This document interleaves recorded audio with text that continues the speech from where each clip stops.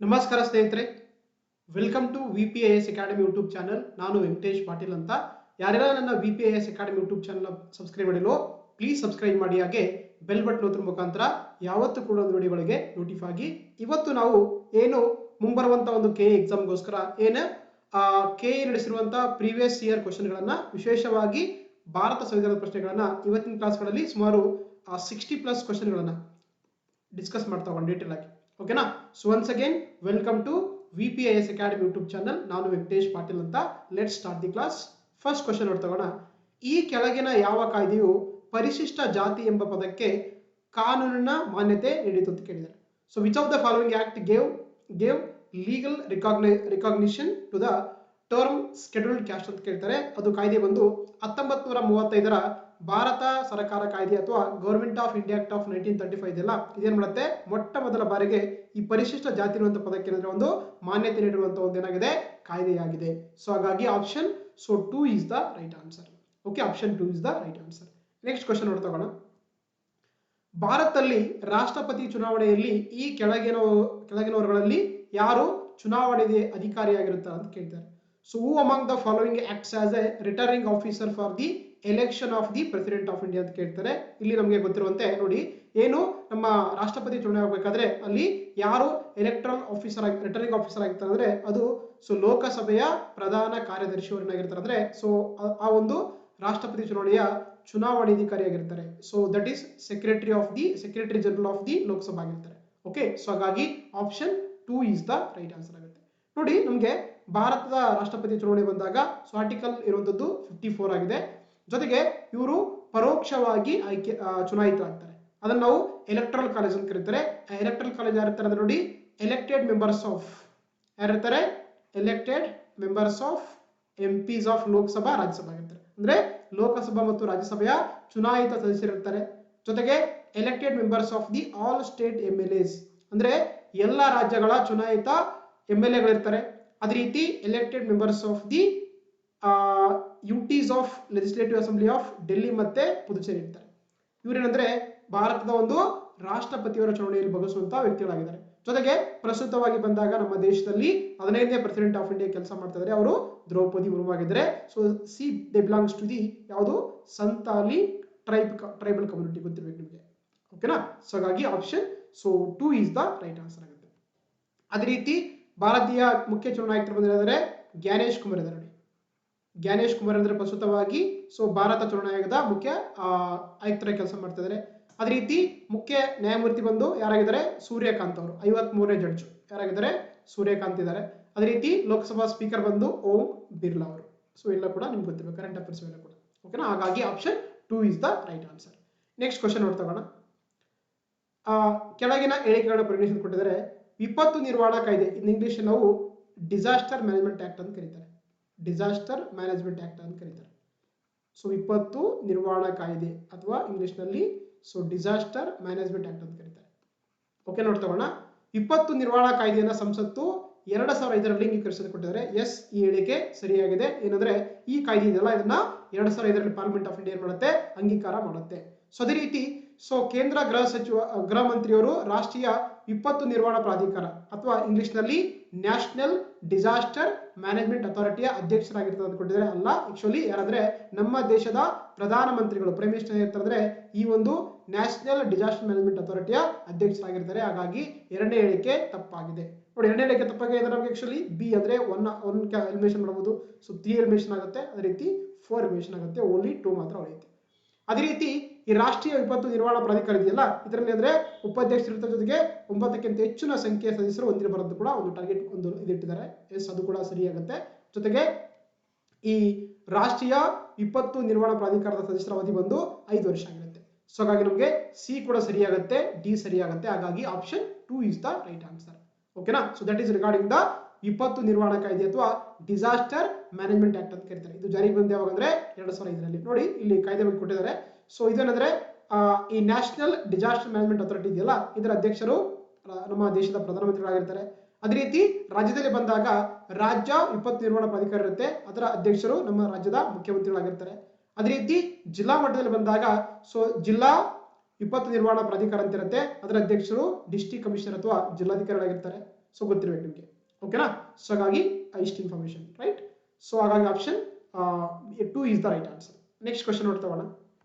ಲೋಕಸಭೆ, ರಾಜ್ಯ ವಿಧಾನಸಭೆಗಳು ಮತ್ತು Delhi NCT national capital territory ವಿಧಾನಸಭೆಯ ಎಲ್ಲ ಸ್ಥಾನಗಳಲ್ಲಿ ಮಹಿಳೆಯರಿಗೆ 1/3 ರಷ್ಟು ಸ್ಥಾನಗಳನ್ನ ಈ ಕೆಳಗಿನ ಯಾವ ಸಂವಿಧಾನ ತಿದ್ದುಪಡಿ ಕಾಯ್ದೆಯು ಮೀಸಲಿಡಲು ಅವಕಾಶ ಕಲ್ಪಿಸಿದ್ದು ಕೊಟ್ಟಿದ್ದಾರೆ.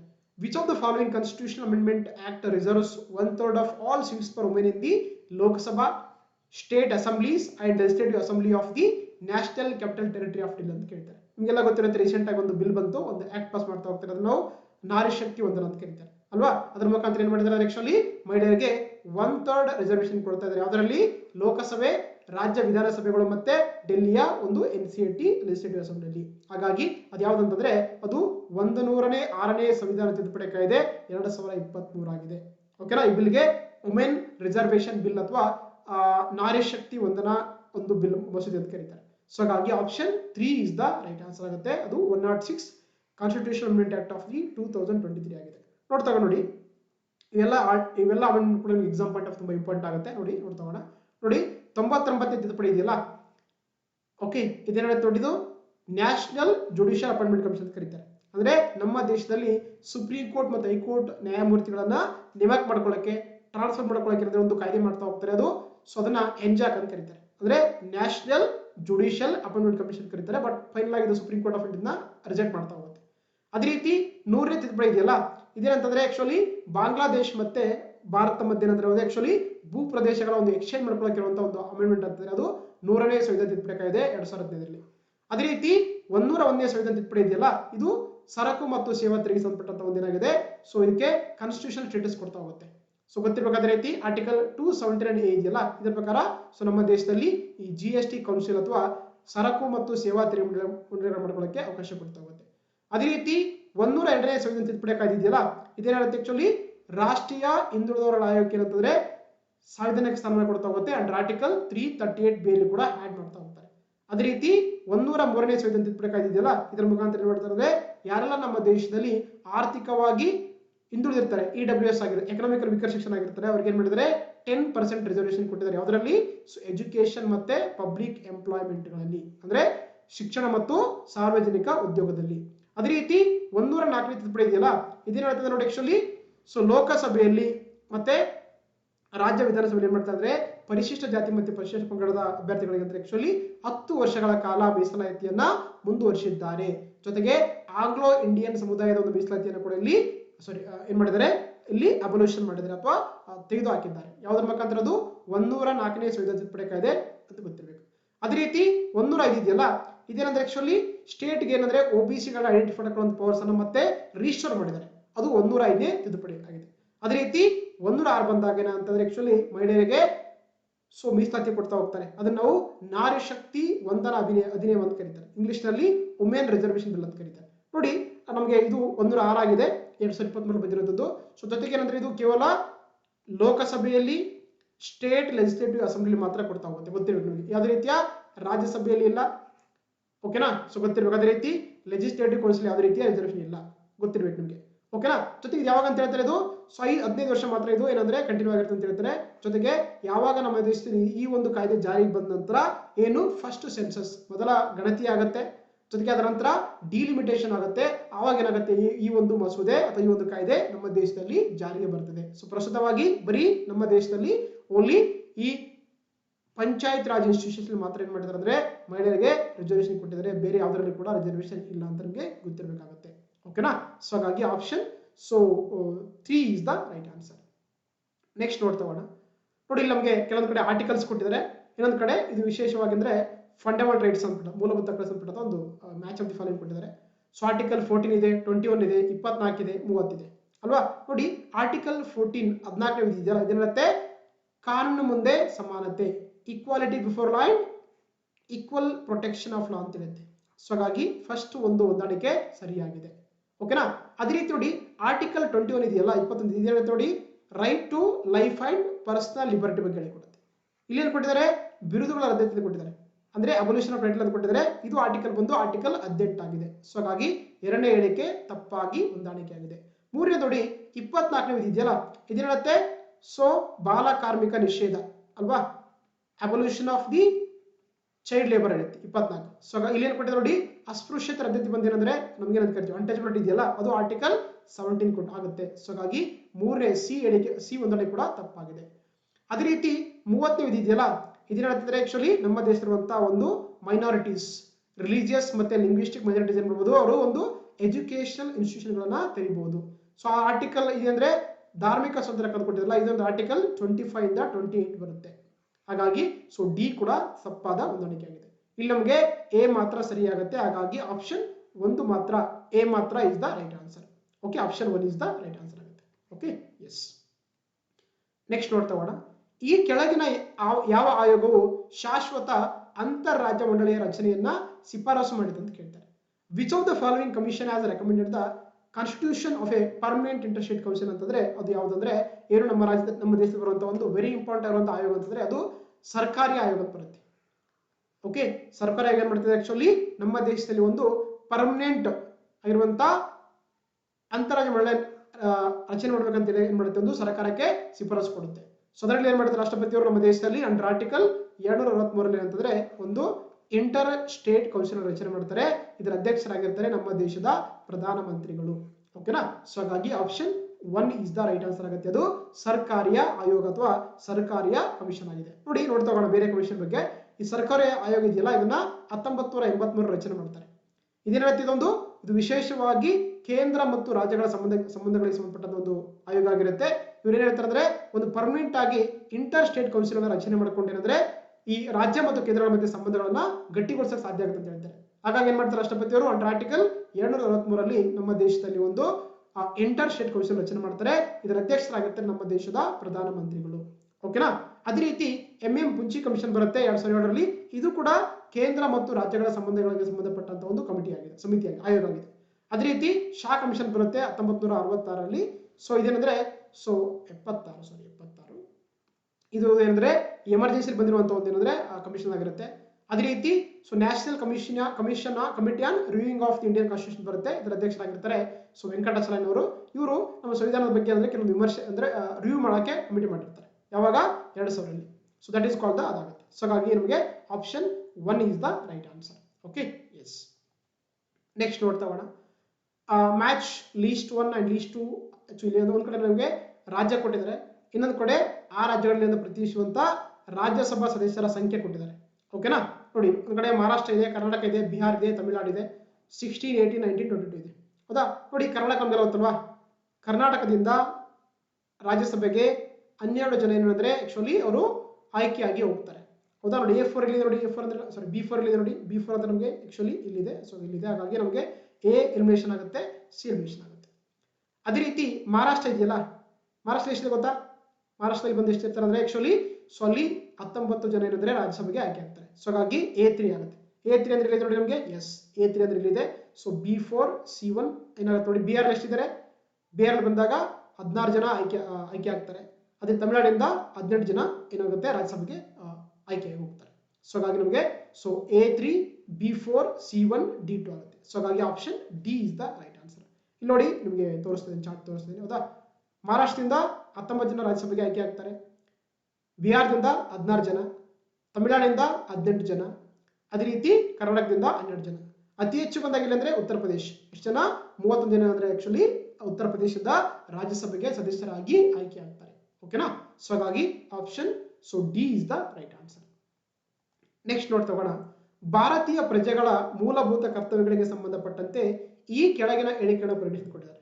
So consider the following statements regarding the fundamental rights of the Indian citizen ಅಂತ ಕೊಟ್ಟಿದ್ದಾರೆ. ನೋಡಿ ಏನು ಈ ಫಂಡಮೆಂಟಲ್ ರೈಟ್ಸ್ ಅಥವಾ ಮೂಲಭೂತ ಕರ್ತವ್ಯಗಳಿದೆಯಲ್ಲ ಇವುಗಳು ನಮ್ಮ ಒರಿಜಿನಲ್ ಕಾನ್ಸ್ಟಿಟ್ಯೂಷನ್ ಇರಲಿಲ್ಲ. ಇವುಗಳು ಏನ್ ಮಾಡ್ತಾರೆ ಅಂದ್ರೆ ಒಂದು ಕಮಿಟಿ ಬರುತ್ತೆ, ಯಾವುದು ಸರ್ದಾರ್ ಸ್ವರ್ಣ ಸಿಂಗ್ ಸಮಿತಿ ಅಂತ ಬರುತ್ತೆ. ಇವ್ರು ಏನ್ ಮಾಡ್ತಾರೆ ಅಂದ್ರೆ ನಮ್ಮ ಫಂಡಮೆಂಟಲ್ ನಮ್ಮ ಒಂದು ಕಾನ್ಸ್ಟಿಟ್ಯೂಷನ್ ಏನಂದ್ರೆ ಫಂಡಮೆಂಟಲ್ ರೈಟ್ಸ್ ಗಳನ್ನ ಸೇರಿಸಬೇಕಂತ ಏನ್ ಮಾಡ್ತಾರೆ ಸರ್ಕಾರಕ್ಕೆ ಏನ್ ಮಾಡ್ತಾರೆ ಇವರು ರೆಕಮೆಂಡೇಶನ್ ಮಾಡ್ತಾರೆ. ಓಕೆ. ಸೊ ಅದರ ಮುಖಾಂತರ ಏನ್ ಮಾಡ್ತಾರೆ ಸಂವಿಧಾನ ತಿದ್ದುಪಡಿ ಮಾಡ್ತಾರೆ. ಯಾವ್ದ್ರ ಮುಖಾಂತರ 42ನೇ ಸಂವಿಧಾನ ತಿದ್ದುಪಡಿ ಕಾಯ್ದೆ 1976 ತಿದ್ದುಪಡಿ ಏನ್ ಮಾಡ್ತಾರೆ ಅಂದ್ರೆ ನಮ್ಮ ಸಂವಿಧಾನಕ್ಕೆ 10 ಹೊಸದಾಗಿರುವಂತಹ ಮೂಲಭೂತ ಕರ್ತವ್ಯಗಳನ್ನ ಸೇರಿಸ್ತಾರೆ. ಸಾರಿ, ಫಂಡಮೆಂಟಲ್ ಡ್ಯೂಟೀಸ್ ಅಲ್ಲ, ರೈಟ್ಸ್. ಹೌದಾ? ಸೊ ಯಾವುದರ ಮುಖಾಂತರ ಅದು? ಸೊ 42ನೇ ಸಂವಿಧಾನ ತಿದ್ದುಪಡಿ ಕಾಯ್ದೆ 1976 ಮುಖಾಂತರ ಏನಾಗುತ್ತೆ, ನಮ್ಮ ಸಂವಿಧಾನಕ್ಕೆ ಹೊಸದಾಗಿ ಒಂದು ಪಾರ್ಟ್ ಸೇರಿಸ್ತಾರೆ. ಯಾವ ಪಾರ್ಟ್ ಅದು? ಪಾರ್ಟ್ 4ನೇ ಭಾಗ ಸೇರಿಸ್ತಾರೆ, 4ನೇ ಎ ಭಾಗ ಸೇರಿಸ್ತಾರೆ. ಸೊ ಅದಕ್ಕೆ ಟೋಟಲ್ ಆಗಿ 10 ಫಂಡಮೆಂಟಲ್ ಡ್ಯೂಟಿಗಳನ್ನ ಸೇರಿಸ್ತಾರೆ. ಹೌದಾ? ಸೊ ಇದು ಯಾವ ದೇಶ ತಗೊಂಡಿದ್ರೆ ನಾವು? It is bird from the USSR constitution ಇಂದ ತಗೊಂಡಿದ್ದೀವಿ, ರಷ್ಯನ್ ತಗೊಂಡಿದ್ದೀವಿ. ನೋಡ್ತಾ ಮೂಲಭೂತ ಕರ್ತವ್ಯಗಳನ್ನ 1976ರಲ್ಲಿ ಭಾರತ ಸಂವಿಧಾನಕ್ಕೆ ಸೇರಿಸಲಾಯಿತು. ಎಸ್, ಹೌದು. ಹಾಗಾಗಿ ಫಸ್ಟ್ ಹೇಳಿಕೆ ಸರಿಯಾಗಿದೆ. ಅದೇ ರೀತಿ ಮೂಲತಃ 10 ಮೂಲಭೂತ ಕರ್ತವ್ಯಗಳನ್ನ ಸೇರಿಸಲಾಯಿತು. ಹೌದು, ಅದು. ಸೊ ಹಾಗಾಗಿ ಬಿ ಕೂಡ ಸರಿಯಾಗುತ್ತೆ. ಮೂರನೇದು ವರ್ಷ 2000ರಲ್ಲಿ ಇನ್ನೊಂದು ಮೂಲಭೂತ ಕರ್ತವ್ಯ ಸೇರಿಸಲಾಗಿದೆ. ನೋಡಿ, 2000 ಅಲ್ಲ, 2002ರಲ್ಲಿ ಏನ್ ಮಾಡ್ತಾರೆ ಅಂದ್ರೆ 86ನೇ ಸಂವಿಧಾನ ತಿದ್ದುಪಡಿ ಕಾಯ್ದೆ 2002 ಏನ್ ಮಾಡ್ತಾರೆ ಅಂದ್ರೆ ಆಕ್ಚುಲಿ ಒಂದು ವಿಶೇಷವಾಗಿ ಏನಂತ ಕರಿತೀವಿ ನಾವು, ಶೈಕ್ಷಣಿಕ ಒಂದು ಕರ್ತವ್ಯ ಅಂತ ಕರೀತಾರೆ. ಅಂದ್ರೆ ಪೋಷಕರು ಏನ್ ಮಾಡ್ಬೇಕಂದ್ರೆ 6ರಿಂದ 14 ವರ್ಷ ಮಕ್ಕಳಿಗೆ ಕಡ್ಡಾಯವಾಗಿ ಶಾಲೆ ಕಳಿಸುವಂಥದ್ದು ಪೋಷಕರ ಅವರ ಕರ್ತವ್ಯ ಅಂತ ಹೇಳುತ್ತೆ. ಯಾವ್ದದು? 11ನೇ ಮೂಲಭೂತ ಕರ್ತವ್ಯ ಆಗಿದೆ. ಅದನ್ನ 86ನೇ ಸಂವಿಧಾನ ತಿದ್ದುಪಡಿ ಕಾಯ್ದೆ 2002 ಮುಖಾಂತರ ಸೇರಿಸ್ತಾರೆ, 2000 ಅಲ್ಲ. ಸೊ ಹಾಗಾಗಿ ಸಿ ತಪ್ಪಾಗುತ್ತೆ. ಇಲ್ಲಿ ಯಾವ ಸರಿ ಅಂತ ಕೇಳಿದ್ರೆ ಎ ಬಿ ಮಾತ್ರ ಸರಿಯಾಗುತ್ತೆ. ಹಾಗಾಗಿ ಆಪ್ಷನ್ 2 ಎ ಮತ್ತು ಬಿ ಮಾತ್ರ ಸರಿಯಾಗಿದೆ. ಸೊ ಹಾಗಾಗಿ option A and B is only is the right answer. ಓಕೆನಾ? ಸೊ ಗೊತ್ತಿರಲಿ, ಮತ್ತೆ ಇವುಗಳು ನ್ಯಾಯಸಮ್ಮತವಲ್ಲ. So these fundamental duties are non justiciable nature ಆಗಿದೆ, ನಿಮ್ಗೆ ಗೊತ್ತಿರಬೇಕಾಗುತ್ತೆ. Yes, okay. ಸೊ ಪ್ರೆಸೆಂಟ್ ಆಗಿ 11 ಮೂಲಭೂತ ಕರ್ತವ್ಯಗಳನ್ನು ನಮ್ಮ ಸಂವಿಧಾನದಲ್ಲಿ ಕಾಣ್ತೀವಿ. These are only applicable to the citizen of India. ಇವು ಕೇವಲ ಭಾರತೀಯ ಪ್ರಜೆಗಳಿಗೆ ಮಾತ್ರನೇ ಅನ್ವಯ ಆಗ್ತದೆ, ಯಾವುದೇ ರೀತಿಯ ವಿದೇಶರಿಗೆ ಇದು ಅಪ್ಲಿಕೇಬಲ್ ಆಗಲ್ಲ ಅಂತ ನಿಮ್ಗೆ ಗೊತ್ತಿರಬೇಕಾಗುತ್ತೆ. ಓಕೆನಾ? ಸೊ ಹಾಗಾಗಿ option 2 is the right answer. Next ನೋಡ್ತಾ ಈ ಕೆಳಕಂಡ ಯಾವ ಪ್ರಕರಣ ಭಾರತ ಸಂವಿಧಾನದ ಮೂಲಭೂತ ಹಕ್ಕುಗಳು ಭಾಗ 3ರಲ್ಲಿರುವಂತಹ ಮೂಲಭೂತ ಹಕ್ಕುಗಳು ಮತ್ತು ಭಾಗ 4ರಲ್ಲಿರುವಂತಹ ರಾಜ್ಯ ನೀತಿ ನಿರ್ದೇಶಕ ತತ್ವಗಳ ನಡುವಿನ ಸಮತೋಲನದ ಬಗ್ಗೆ ತಿಳಿಸಿ ಕೊಟ್ಟಿದ್ದಾರೆ. ಸೊ ಇಂಗ್ಲಿಷ್ ನೋಡ್ತಾ which of the following cases is related to the balance between the part 3 fundamental rights and directive principle of the state policy part 4 of the Indian constitution ಕೇಳ್ತಾರೆ. ನೋಡಿ, ನಮ್ಗೆ ಇಲ್ಲಿ 4 ಸುಪ್ರೀಂ ಕೋರ್ಟ್ ನ ಜಡ್ಜ್ಮೆಂಟ್ ಕೊಟ್ಟಿದ್ದಾರೆ. So ಅದರಲ್ಲಿ ಈ fundamental duties, ಸಾರಿ, ಮೂಲಭೂತ ಹಕ್ಕುಗಳು ಮತ್ತೆ ಏನು DPSP ಇದೆಯಲ್ಲ, ಇವುಗಳ ಮಧ್ಯೆ ಸಮತೋಲನ ಮಾಡೋಕೆ ಒಂದು ಜಡ್ಜ್ಮೆಂಟ್ ಬರುತ್ತೆ. ಅದು ಯಾವ್ದಂತಂದ್ರೆ ಅದು Minerva Mills limited versus union of India case ಇದೆಯಲ್ಲ, ಇದರ ಮುಖಾಂತರ ಏನ್ ಹೇಳ್ತಾರೆ ಸುಪ್ರೀಂ ಕೋರ್ಟ್ ಆಫ್ ಇಂಡಿಯಾ, ಇವೆರಡು ಕೂಡ ನಮ್ಮ ದೇಶಕ್ಕೆ ಅಥವಾ ಸಂವಿಧಾನ ರಚನೆಕಾರ ಬಹಳ ಒಂದು ಬೆಡ್ರಾಕ್ ಆಗಿದ್ದು, ನಮ್ಮ ದೇಶಕ್ಕೆ ಬೆಡ್ರಾಕ್ ಆಗಿದೆ. ಹಾಗಾಗಿ ಇವೆರಡರ ಮಧ್ಯೆ ಸಹಕಾರ ಇರುವಂತದ್ದು ಬಹಳ, ಸಮತೋಲನ ಇರುವಂತದ್ದು ಬಹಳ ಮುಖ್ಯ ಅಂತ ಹೇಳ್ತಾರೆ. ಯಾವ್ದು ಮುಖಾಂತರ? ಅದು Minerva Mills limited versus union of India case ಅಲ್ಲಿ. ಸೊ ಹಾಗಾಗಿ option 3 is the right answer ಆಗುತ್ತೆ. ನೋಡ್ತಾ ನೋಡಿ ಕೇಸ್ ಬಗ್ಗೆ. ನೋಡಿ, ಇಲ್ಲಿ ನಮಗೆ 4 ಕೇಸ್ ಕೊಟ್ಟಿದ್ರೆ, ಎಲ್ಲ ಕೂಡ ಇಂಪಾರ್ಟೆಂಟ್ ಆಗುತ್ತೆ exam point of view. First ಬಂದು ಇಂದಿರಾ ಗಾಂಧಿ ವರ್ಸಸ್ ರಾಜ್ ನಾರಾಯಣ್ ಕೇಸ್ ಅಂತ ಬರುತ್ತೆ 1970ರಲ್ಲಿ. ಇದೇನಂದ್ರೆ ಏನಾಗುತ್ತೆ ನೋಡಿ, 1970ರಲ್ಲಿ ಲೋಕಸಭಾ ಎಲೆಕ್ಷನ್ ಆಗುತ್ತಲ್ವಾ, ಅಲ್ಲಿ ಅವರ ಒಬ್ಬ ವಿರೋಧಿಯಾಗಿರುವಂತ ಅಂದ್ರೆ ಅಪೋಸಿಟ್ ಆಗಿರುವಂತ ಕ್ಯಾಂಡಿಡೇಟ್ ಏನ್ ಮಾಡ್ತಾರೆ ಅಂದ್ರೆ ಅವ್ರ ಹೆಸರು ಬಂದು ರಾಜ್ ನಾರಾಯಣ್ ಅಂತ. ಅವ್ರು ಏನ್ ಮಾಡ್ತಾರೆ ಅಂದ್ರೆ ಕೋರ್ಟ್ ಅಲ್ಲಿ ಪಿಟಿಷನ್ ಹಾಕ್ತಾರೆ. ಇಂದಿರಾ ಗಾಂಧಿ ಏನಾದ್ರೆ ಆಕ್ಚುಲಿ ಅವ್ರು ಪ್ರೈಮ್ ಮಿನಿಸ್ಟರ್ ಆಗಿದ್ದಾರಲ್ವಾ, ಅವ್ರು ಏನಂತಂದ್ರೆ ಸೊ ಮಾಲ್ ಪ್ರಾಕ್ಟೀಸ್ ಅಂದ್ರೆ ಅವರು ಭ್ರಷ್ಟಾಚಾರದಿಂದ ಗೆದ್ದಿದ್ದಾರೆ. ಏನಾಗುತ್ತೆ ನೋಡಿ, ಯಾವುದೇ ಒಬ್ಬ ವ್ಯಕ್ತಿ ಏನಾದ್ರೂ ಕೂಡ representation of people act of 1951 ಅಥವಾ ಕನ್ನಡದಲ್ಲಿ ಪ್ರಜಾಪ್ರತಿನಿಧಿ ಕಾಯ್ದೆ 1951ರಲ್ಲಿ ಏನಾದ್ರೂ ಕೂಡ ಎಲೆಕ್ಷನ್ಸ್ ಮುಖಾಂತರ ಏನಾದ್ರು ಭ್ರಷ್ಟಾಚಾರವಾಗಿ ಗೆದ್ದರೆ ಅದನ್ನ ಡಿಸ್ಕ್ವಾಲಿಫೈ ಮಾಡಬಹುದು. ಅದೇನಾಗುತ್ತೆ, ವೈಲೇಷನ್ಸ್ ಆಫ್ ದಿಸ್ ಲಾ ಆಗುತ್ತೆ. ಅದಕ್ಕೆ ಏನ್ ಮಾಡ್ತಾರೆ ಅಂದ್ರೆ ಆಕ್ಚುಲಿ ಅವರು ಸುಪ್ರೀಂ ಕೋರ್ಟ್ ಅಲ್ಲಿ ಏನ್ ಮಾಡ್ತಾರೆ ಅಂದ್ರೆ ಪಿಟಿಷನ್ ಆಗ್ತಾ ಹೋಗ್ತಾರೆ ಅವ್ರನ್ನ ಸೊ ರಿಮೂವಲ್ ಮಾಡಿ ಅಂತೇಳಿ. ಸೊ ಅವಾಗ ಏನಾಗುತ್ತೆ, ಒಂದು ತಿದ್ದುಪಡಿ ತರ್ತಾರೆ. ಯಾವ್ದಂದ್ರೆ 39ನೇ ಸಂವಿಧಾನ ತಿದ್ದುಪಡಿ ಕಾಯ್ದೆ 1972 ಪ್ರಕಾರ ಹೇಳ್ತಾರೆ ಆಕ್ಚುಲಿ ಇವನ್ ಯಾವುದೇ ಕೋರ್ಟ್ ಕೂಡ ನಮ್ಮ ದೇಶದಲ್ಲಿ ಪ್ರಧಾನಮಂತ್ರಿಗಳ ಚುನಾವಣೆಗಳನ್ನ ಕ್ವಶನ್ ಮಾಡಂಗಿಲ್ಲ ಅಂತ ಹೇಳ್ತಾರೆ. ಸೊ ಅವಾಗ ಸುಪ್ರೀಂ ಕೋರ್ಟ್ ಹೇಳುತ್ತೆ ಎಸ್ ಅಲ್ಲ ಖಂಡಿತ ಆಕ್ಚುಲಿ ಅಂದ್ರೆ ಈ ಸುಪ್ರೀಂ ಕೋರ್ಟ್ ಏನ್ ಮಾಡುತ್ತೆ ಅವರನ್ನ ಸೊ ಇದು ಮಾಡ್ತಾ ಹೋಗ್ತಾರೆ. ಅಂದ್ರೆ ಈ ಜಡ್ಜ್ಮೆಂಟ್ ಈ ಒಂದು ತಿದ್ದುಪಡಿ ಇದೆಯಲ್ಲ, ಇದೊಂದು ಅನ್ಕಾನ್ಸ್ಟಿಟ್ಯೂಷನ್ ಅಥವಾ ಅಸಂವಿಧಾನಿಕ ಅಂತ ಘೋಷಣೆ ಮಾಡ್ತಾ ಹೋಗ್ತಾರೆ. ಅದನ್ನ ನಾವು ಇಂದಿರಾ ಗಾಂಧಿ ವರ್ಸಸ್ ರಾಜನಾರಾಯಣ ಕೇಸ್ ಅಂತ ಕರೀತಾರೆ, ಎಲೆಕ್ಟ್ರಲ್ ಕೇಸ್ ಅಂತ ಕೂಡ ಕರೀತಾರೆ. ಅದೇ ರೀತಿ ಎರಡನೇದು ಬಂದು Golaknath versus state of Punjab case ಇದೆ 1960ರಲ್ಲಿ. ಇಲ್ಲಿ ಏನಾಗ್ತದೆ ಆಕ್ಚುಲಿ ನೋಡಿ, fundamental rights are the transcendental and the parliament cannot curtailed ಅಂತ ಹೇಳ್ತಾರೆ. ಅಂದ್ರೆ ಏನು ಮೂಲಭೂತ ಹಕ್ಕುಗಳಿದೆಯಲ್ಲ ಇವುಗಳು ತುಂಬಾ ಟ್ರಾನ್ಸ್ಜೆಂಡಲ್ ಆಗಿದೆ. ಹಾಗಾಗಿ ಯಾವುದೇ ಕಾರಣ ಕೂಡ ಪಾರ್ಲಿಮೆಂಟ್ ಆಫ್ ಇಂಡಿಯಾ ಇವುಗಳನ್ನ ತಿದ್ದುಪಡಿ ಮಾಡುವ ಆಗಿಲ್ಲ ಅಂತ ಹೇಳುತ್ತೆ ಗೋಲಕ್ನಾಥ್ ಕೇಸ್ ಅಲ್ಲಿ. ಅದೇ ರೀತಿ ಈ ಮಿನರ್ವಾ ಮಿಲ್ಸ್ ಕೇಸ್ ಬರುತ್ತೆ 1980ರಲ್ಲಿ. ಇವರು ಹೇಳ್ತಾರೆ ಏನು ನಮ್ಮ ಸಂವಿಧಾನದಲ್ಲಿ ಇರುವಂತಹ ಮೂಲಭೂತ ಹಕ್ಕುಗಳಾಗಿರ್ಬೋದು, ರಾಜ್ಯ ನೀತಿ ನಿರ್ದೇಶಕ ತತ್ವಗಳಾಗಿರ್ಬೋದು, ಇವೆರಡು ಕೂಡ ಬೆಡ್ರಾಕ್ ಆಗಿದೆ. ಹಾಗಾಗಿ ಇವೆರಡರ ಮಧ್ಯೆ ಒಂದು ಹಾರ್ಮೋನಿ ಇರುವಂಥದ್ದು ಬಹಳ ಅವಶ್ಯಕತೆ ಅಂತ ಹೇಳ್ತಾರೆ. ಸೊ ಅದು ಯಾವುದರ ಮುಖಾಂತರ ಮಿನರ್ವಾ ಮಿಲ್ಸ್ ಕೇಸಲ್ಲಿ. ಅದೇ ರೀತಿ SR Bommai case versus union of India of 1994 ಇದೆಯಲ್ಲ, ಇದೇನಂದ್ರೆ ಇದು ವಿಶೇಷವಾಗಿ ರಾಷ್ಟ್ರಪತಿ ಆಳ್ವಿಕೆಯನ್ನು ಒಂದು ಮಿಸ್ಯೂಸ್ ಆಗ್ತಾ ಇದೆಯಲ್ಲ ಅದಕ್ಕೆ ಸಂಬಂಧಪಟ್ಟಂತ ಒಂದೇನಂತಂದ್ರೆ ಸೊ ಜಡ್ಮೆಂಟ್ ಆಗಿದೆ. ಸೊ ಅದನ್ನ SR ಬೊಮ್ಮಾಯಿ ಕೇಸ್ ಅಂತ ಕರೀತಾರೆ 1994ರಲ್ಲಿ. ಸೊ ಹಾಗಾಗಿ ಯಾವುದೇ ಒಂದು ಸಂದರ್ಭದಲ್ಲಿ ಒಂದು ರಾಜ್ಯದಲ್ಲಿ 356ನೇ ವಿಧಿಯಲ್ಲಿ ರಾಷ್ಟ್ರಪತಿ ಆಳ್ವಿಕೆ ತರಬೇಕು ಅನ್ಕೊಂಡ್ರೆ ಫಸ್ಟ್ ಏನ್ ಮಾಡಬೇಕಾಗುತ್ತೆ, ರಾಜ್ಯಪಾಲರು ಅಲ್ಲಿ ಫ್ಲೋರ್ ಟೆಸ್ಟ್ ಮಾಡ್ಬೇಕಂತ ಹೇಳ್ತಾರೆ. So that is the SR Bommai case ಅಂತ ಕರೀತಾರೆ. ಓಕೆನಾ. ಸೊ ಹಾಗಾಗಿ option 3 is the right answer. Next ನೋಡ್ತಗೋಣ. ಈ ಕೆಳಗಿನವುಗಳಲ್ಲಿ ಯಾವುದು ಲೋಕಸಭೆಗಿರುವ ವಿಶೇಷ ಅಧಿಕಾರಗಳು ಆಗಿವೆ ಅಥವಾ ಆಗಿದೆ ಅಂತ ಕೇಳ್ತಾರೆ. Which of the following are the exclusive powers of the Lok Sabha ಅಂತ ಕೇಳ್ತಾರೆ. ಅಂದ್ರೆ ನಮಗೆ ನೋಡಿ, ನಮಗೆ ಪಾರ್ಲಿಮೆಂಟ್ ಅಂದ ತಕ್ಷಣ 2 ಹೌಸ್ ಬರುತ್ತಲ್ವಾ, 2 ಸದನ ಬರುತ್ತೆ. ಒಂದು ಲೋಕಸಭೆ ಇದೆ, ಇನ್ನೊಂದು ರಾಜ್ಯಸಭೆ ಇದೆ. ಇಲ್ಲೇನು ಕೇಳಿದ್ರೆ ಕೇವಲ ಲೋಕಸಭೆ ಮಾತ್ರವಂತ ಸ್ಪೆಷಲ್ ಪವರ್ಸ್ ಕೇಳ್ತಾರೆ, ವಿಶೇಷ ಅಧಿಕಾರ ಕೇಳ್ತಾರೆ. ನೋಡ್ತಾ ಹೋಗೋಣ. ತುರ್ತು ಪರಿಸ್ಥಿತಿಯ ಘೋಷಣೆಯನ್ನ ಅನುಮೋದಿಸುವಂತ ಕೊಟ್ಟಿದ್ದಾರೆ. ನೋಡಿ, the ratify the declaration of emergency ಅಂತ ಕರೀತಾರೆ.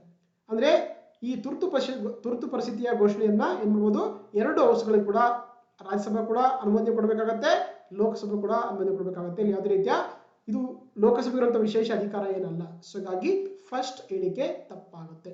Okay, first statement is wrong ಆಗುತ್ತೆ. ಎರಡನೇ ನೋಡ್ತೋಣ.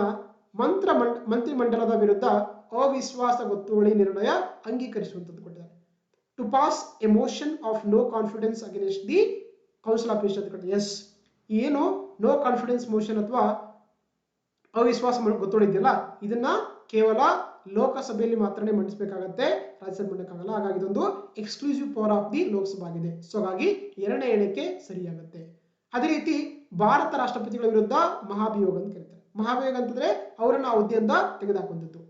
Impeachment motion against the president of India under article 61 ಬರ್ತಾ ಹೋಗುತ್ತೆ. ಇದು ಕೂಡ ಲೋಕಸಭೆ ಕೂಡ ಸೇಮ್ ಪವರ್ ಇದೆ, ರಾಜ್ಯಸಭೆ ಕೂಡ ಸೇಮ್ ಪವರ್ ಇದೆ. ಸೊ ಹಾಗಾಗಿ ಸಿ ಕೂಡ ತಪ್ಪಾಗುತ್ತೆ ಇಲ್ಲಿ ಕೇವಲ. ಸೊ ಆಪ್ಷನ್ 4 ಸಿ ಮಾತ್ರ ಸರಿಯಾದ ಹೇಳಿಕೆ ಆಗಿದೆ. ಸೊ ಹಾಗಾಗಿ option 4 C only is the right answer. ಇದು ಮಾತ್ರ ಏನಾಗಿದೆ, ಸೊ ಲೋಕಸಭೆಗೆ ಇರುವಂತಹ ವಿಶೇಷ ಅಥವಾ ಎಕ್ಸ್ಕ್ಲೂಸಿವ್ ಪವರ್ ಆಗಿದೆ. ಸೊ ಹಾಗಾಗಿ option B is the right answer. Option D is the right answer. Okay, yes, sorry 2 ಅಲ್ವಾ, ಸಾರಿ ಆಪ್ಷನ್ 2 ಅಲ್ವಾ. ಓಕೆ, ಆಪ್ಷನ್ 2 ಆಗುತ್ತೆ. Option 2 B only is the right answer. C ಅಲ್ಲ, option 2 B only is the right answer. Okay, yes. Next ನೋಡ್ತಗೋಣ. ರಾಜ್ಯಪಾಲರಿಗೆ ಸಂಬಂಧಪಟ್ಟಂತೆ ಕೆಳಗಿನ ಹೇಳಿಕೆಗಳನ್ನು ಪರಿಗಣಿಸಿ ಕೊಟ್ಟಿದ್ದಾರೆ. ರಾಜ್ಯಪಾಲ ಇಂಗ್ಲಿಷ್ ನೋಡ್ತಗೋಣ. Consider the following statement regarding the governor of the state ಬಗ್ಗೆ ಹೇಳ್ತಾರೆ. ನೋಡ್ತಗೋಣ. ರಾಜ್ಯಪಾಲರ ಹುದ್ದೆಗೆ ನೇಮಕವಾಗುವ ವ್ಯಕ್ತಿಗೆ ಕನಿಷ್ಠ 30 ವರ್ಷ ವಯಸ್ಸಾಗಿರ್ಬೇಕಂತ ಕೊಟ್ಟಿದ್ದಾರಲ್ಲ, 30 ಅಲ್ಲ, ಸೊ ಅವ್ರಿಗೆ 35 ವರ್ಷ ಆಗಿರ್ಬೇಕು ಕಡ್ಡಾಯವಾಗಿ. ಹೌದಾ? ಏನು ಕಂಡೀಷನ್ಸ್ ಇದೆ? ಯಾವುದೇ ವ್ಯಕ್ತಿ ನಮ್ಮ ದೇಶದಲ್ಲಿ ರಾಜ್ಯಪಾಲರಾಗಬೇಕು ಅನ್ಕೊಂಡ್ರೆ ಆತ ಏನಾಗಿರ್ಬೇಕು, ಫಸ್ಟ್ ಭಾರತದ ಸಿಟಿಜನ್ ಆಫ್ ಇಂಡಿಯಾ, ಭಾರತ ಪ್ರಜೆ ಆಗಿರ್ಬೇಕು. ಎರಡನೇದ್ದು ಆತ 35 ವರ್ಷಗಳನ್ನ ಪೂರೈಸಿರಬೇಕು. ಸೊ ಇಲ್ಲಿ 30 ಕೊಟ್ಟಿದ್ದಾರೆ, ಫಸ್ಟ್ ಹೇಳಿಕೆ ತಪ್ಪಾಗುತ್ತೆ. ಹೌದಾ? The person to be appointed a governor must be at least 35 years old ಆಗಿರ್ಬೇಕು. ಸೊ ಹಾಗಾಗಿ ಫಸ್ಟ್ ಹೇಳಿಕೆ ತಪ್ಪಾಗುತ್ತೆ. ನೋಡಿ, ಎ ತಪ್ಪಾಗಿದೆ ಅಂದ್ರೆ ನಮಗೆ ಸೊ 1 ಕ್ಯಾನ್ಸಲ್ ಆಗುತ್ತೆ, ಸೊ 3 ಕ್ಯಾನ್ಸಲ್ ಎಲಿಮಿನೇಷನ್ ಆಗುತ್ತೆ, 4 ಎಲಿಮಿನೇಷನ್ ಆಗುತ್ತೆ, ಬಿ ಮಾತ್ರ ಉಳಿಯುತ್ತೆ. ಸೊ ಹಾಗಾಗಿ ಆಪ್ಷನ್ 2 ಬಿ ಮತ್ತು ಸಿ ಮಾತ್ರನೇ ಸರಿಯಾದ ಉತ್ತರ ಆಗುತ್ತೆ. ನೋಡ್ತಗೋಣ. ರಾಜ್ಯಪಾಲರು ಹೈಕೋರ್ಟ್ನ ಮುಖ್ಯ ನ್ಯಾಯಾಧೀಶರಿಂದ ಪ್ರಮಾಣ ವಚನ ಸ್ವೀಕರಿಸುವರು. Yes, the governor is sworn in by the chief justice of high court. ಅವ್ರು ಏನ್ ಮಾಡ್ತಾರೆ ಅಂದ್ರೆ ಪ್ರಮಾಣ ವಚನವನ್ನ ಆ ರಾಜ್ಯದ ಹೈಕೋರ್ಟ್ನ ಮುಖ್ಯ ನ್ಯಾಯಮೂರ್ತಿಗಳಿಂದ ಪಡಿತಾರೆ ರಾಜ್ಯಪಾಲರು. ಸೊ ಹಾಗಾಗಿ ಎರಡನೇ ಹೇಳಿಕೆ ಸರಿಯಾಗಿದೆ. ಮೂರನೇ ನೋಡ್ತಗೋಣ. ರಾಜ್ಯವೊಂದರ ರಾಜ್ಯಪಾಲರು ರಾಷ್ಟ್ರಪತಿ ಚುನಾವಣೆಯಲ್ಲಿ ಸ್ಪರ್ಧಿಸಲು ಅರ್ಹರಾಗಿರುತ್ತಾರೆ. ಎಸ್, ಅವರು ಕೂಡ ಏನು ಮಾಡ್ಬೋದು, ರಾಷ್ಟ್ರಪತಿ ಚುನಾವಣೆಗೆ ಕಂಟೆಸ್ಟ್ ಮಾಡಬಹುದು. ಸೊ ಹಾಗಾಗಿ ಸಿ ಕೂಡ ಸರಿಯಾಗುತ್ತೆ. ಸೊ ಹಾಗಾಗಿ option B 2 B and C only is the right answer ಆಗುತ್ತೆ. Option 2 is the right answer.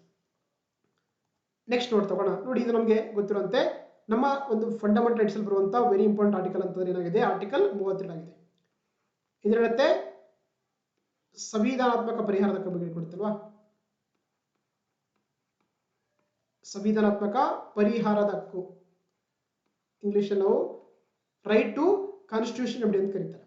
ನೋಡಿ, ಯಾವುದೇ ಒಬ್ಬ ವ್ಯಕ್ತಿಗೆ ಕೂಡ ಮೂಲಭೂತ ಹಕ್ಕುಗಳ ವೈಲೇಷನ್ ಏನ್ ಮಾಡ್ತಾನೆ ಆತ, ಸೊ ಏನ್ ಮಾಡ್ಬೋದು, ಸುಪ್ರೀಂ ಕೋರ್ಟಿಗೆ ಅಪ್ರೋಚ್ ಮಾಡಬಹುದು ಅಂಡರ್ ಆರ್ಟಿಕಲ್ 32 ಪ್ರಕಾರ. ಅದೇ ರೀತಿ ಹೈಕೋರ್ಟ್ಗೆ ಅಪ್ರೋಚ್ ಮಾಡಬಹುದು ಅಂಡರ್ ಆರ್ಟಿಕಲ್ 226 ಪ್ರಕಾರ. ಅವಾಗ ಏನ್ ಮಾಡ್ತಾರೆ ಕೋರ್ಟ್ಗಳು, ಕೆಲವೊಂದು ರಿಟ್ಸ್ ಇಶ್ಯೂ ಮಾಡ್ತಾ ಹೋಗುತ್ತೆ.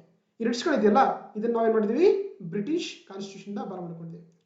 It is barred from the British constitution. ಓಕೆನಾ. ನೋಡ್ತಾ ಹೋಗೋಣ. 5 ರಿಟ್ಸ್ ಇದೆ. ಏಬಿಯಸ್ ಕಾರ್ಪಸ್, ಮ್ಯಾಂಡಮಸ್, ಸೆರ್ಷಿಯರಾರಿ, ಪ್ರೊಹಿಬಿಷನ್, ಕೋರೆಂಟ್ ಅಂತ ಕರೀತಾರೆ. ಇಲ್ಲಿ 4 ಕೊಟ್ಟಿದ್ದಾರೆ ಮತ್ತೆ ಅರ್ಥ ಕೊಟ್ಟಿದ್ದಾರೆ. ನೋಡ್ತಾ ಹೋಗೋಣ.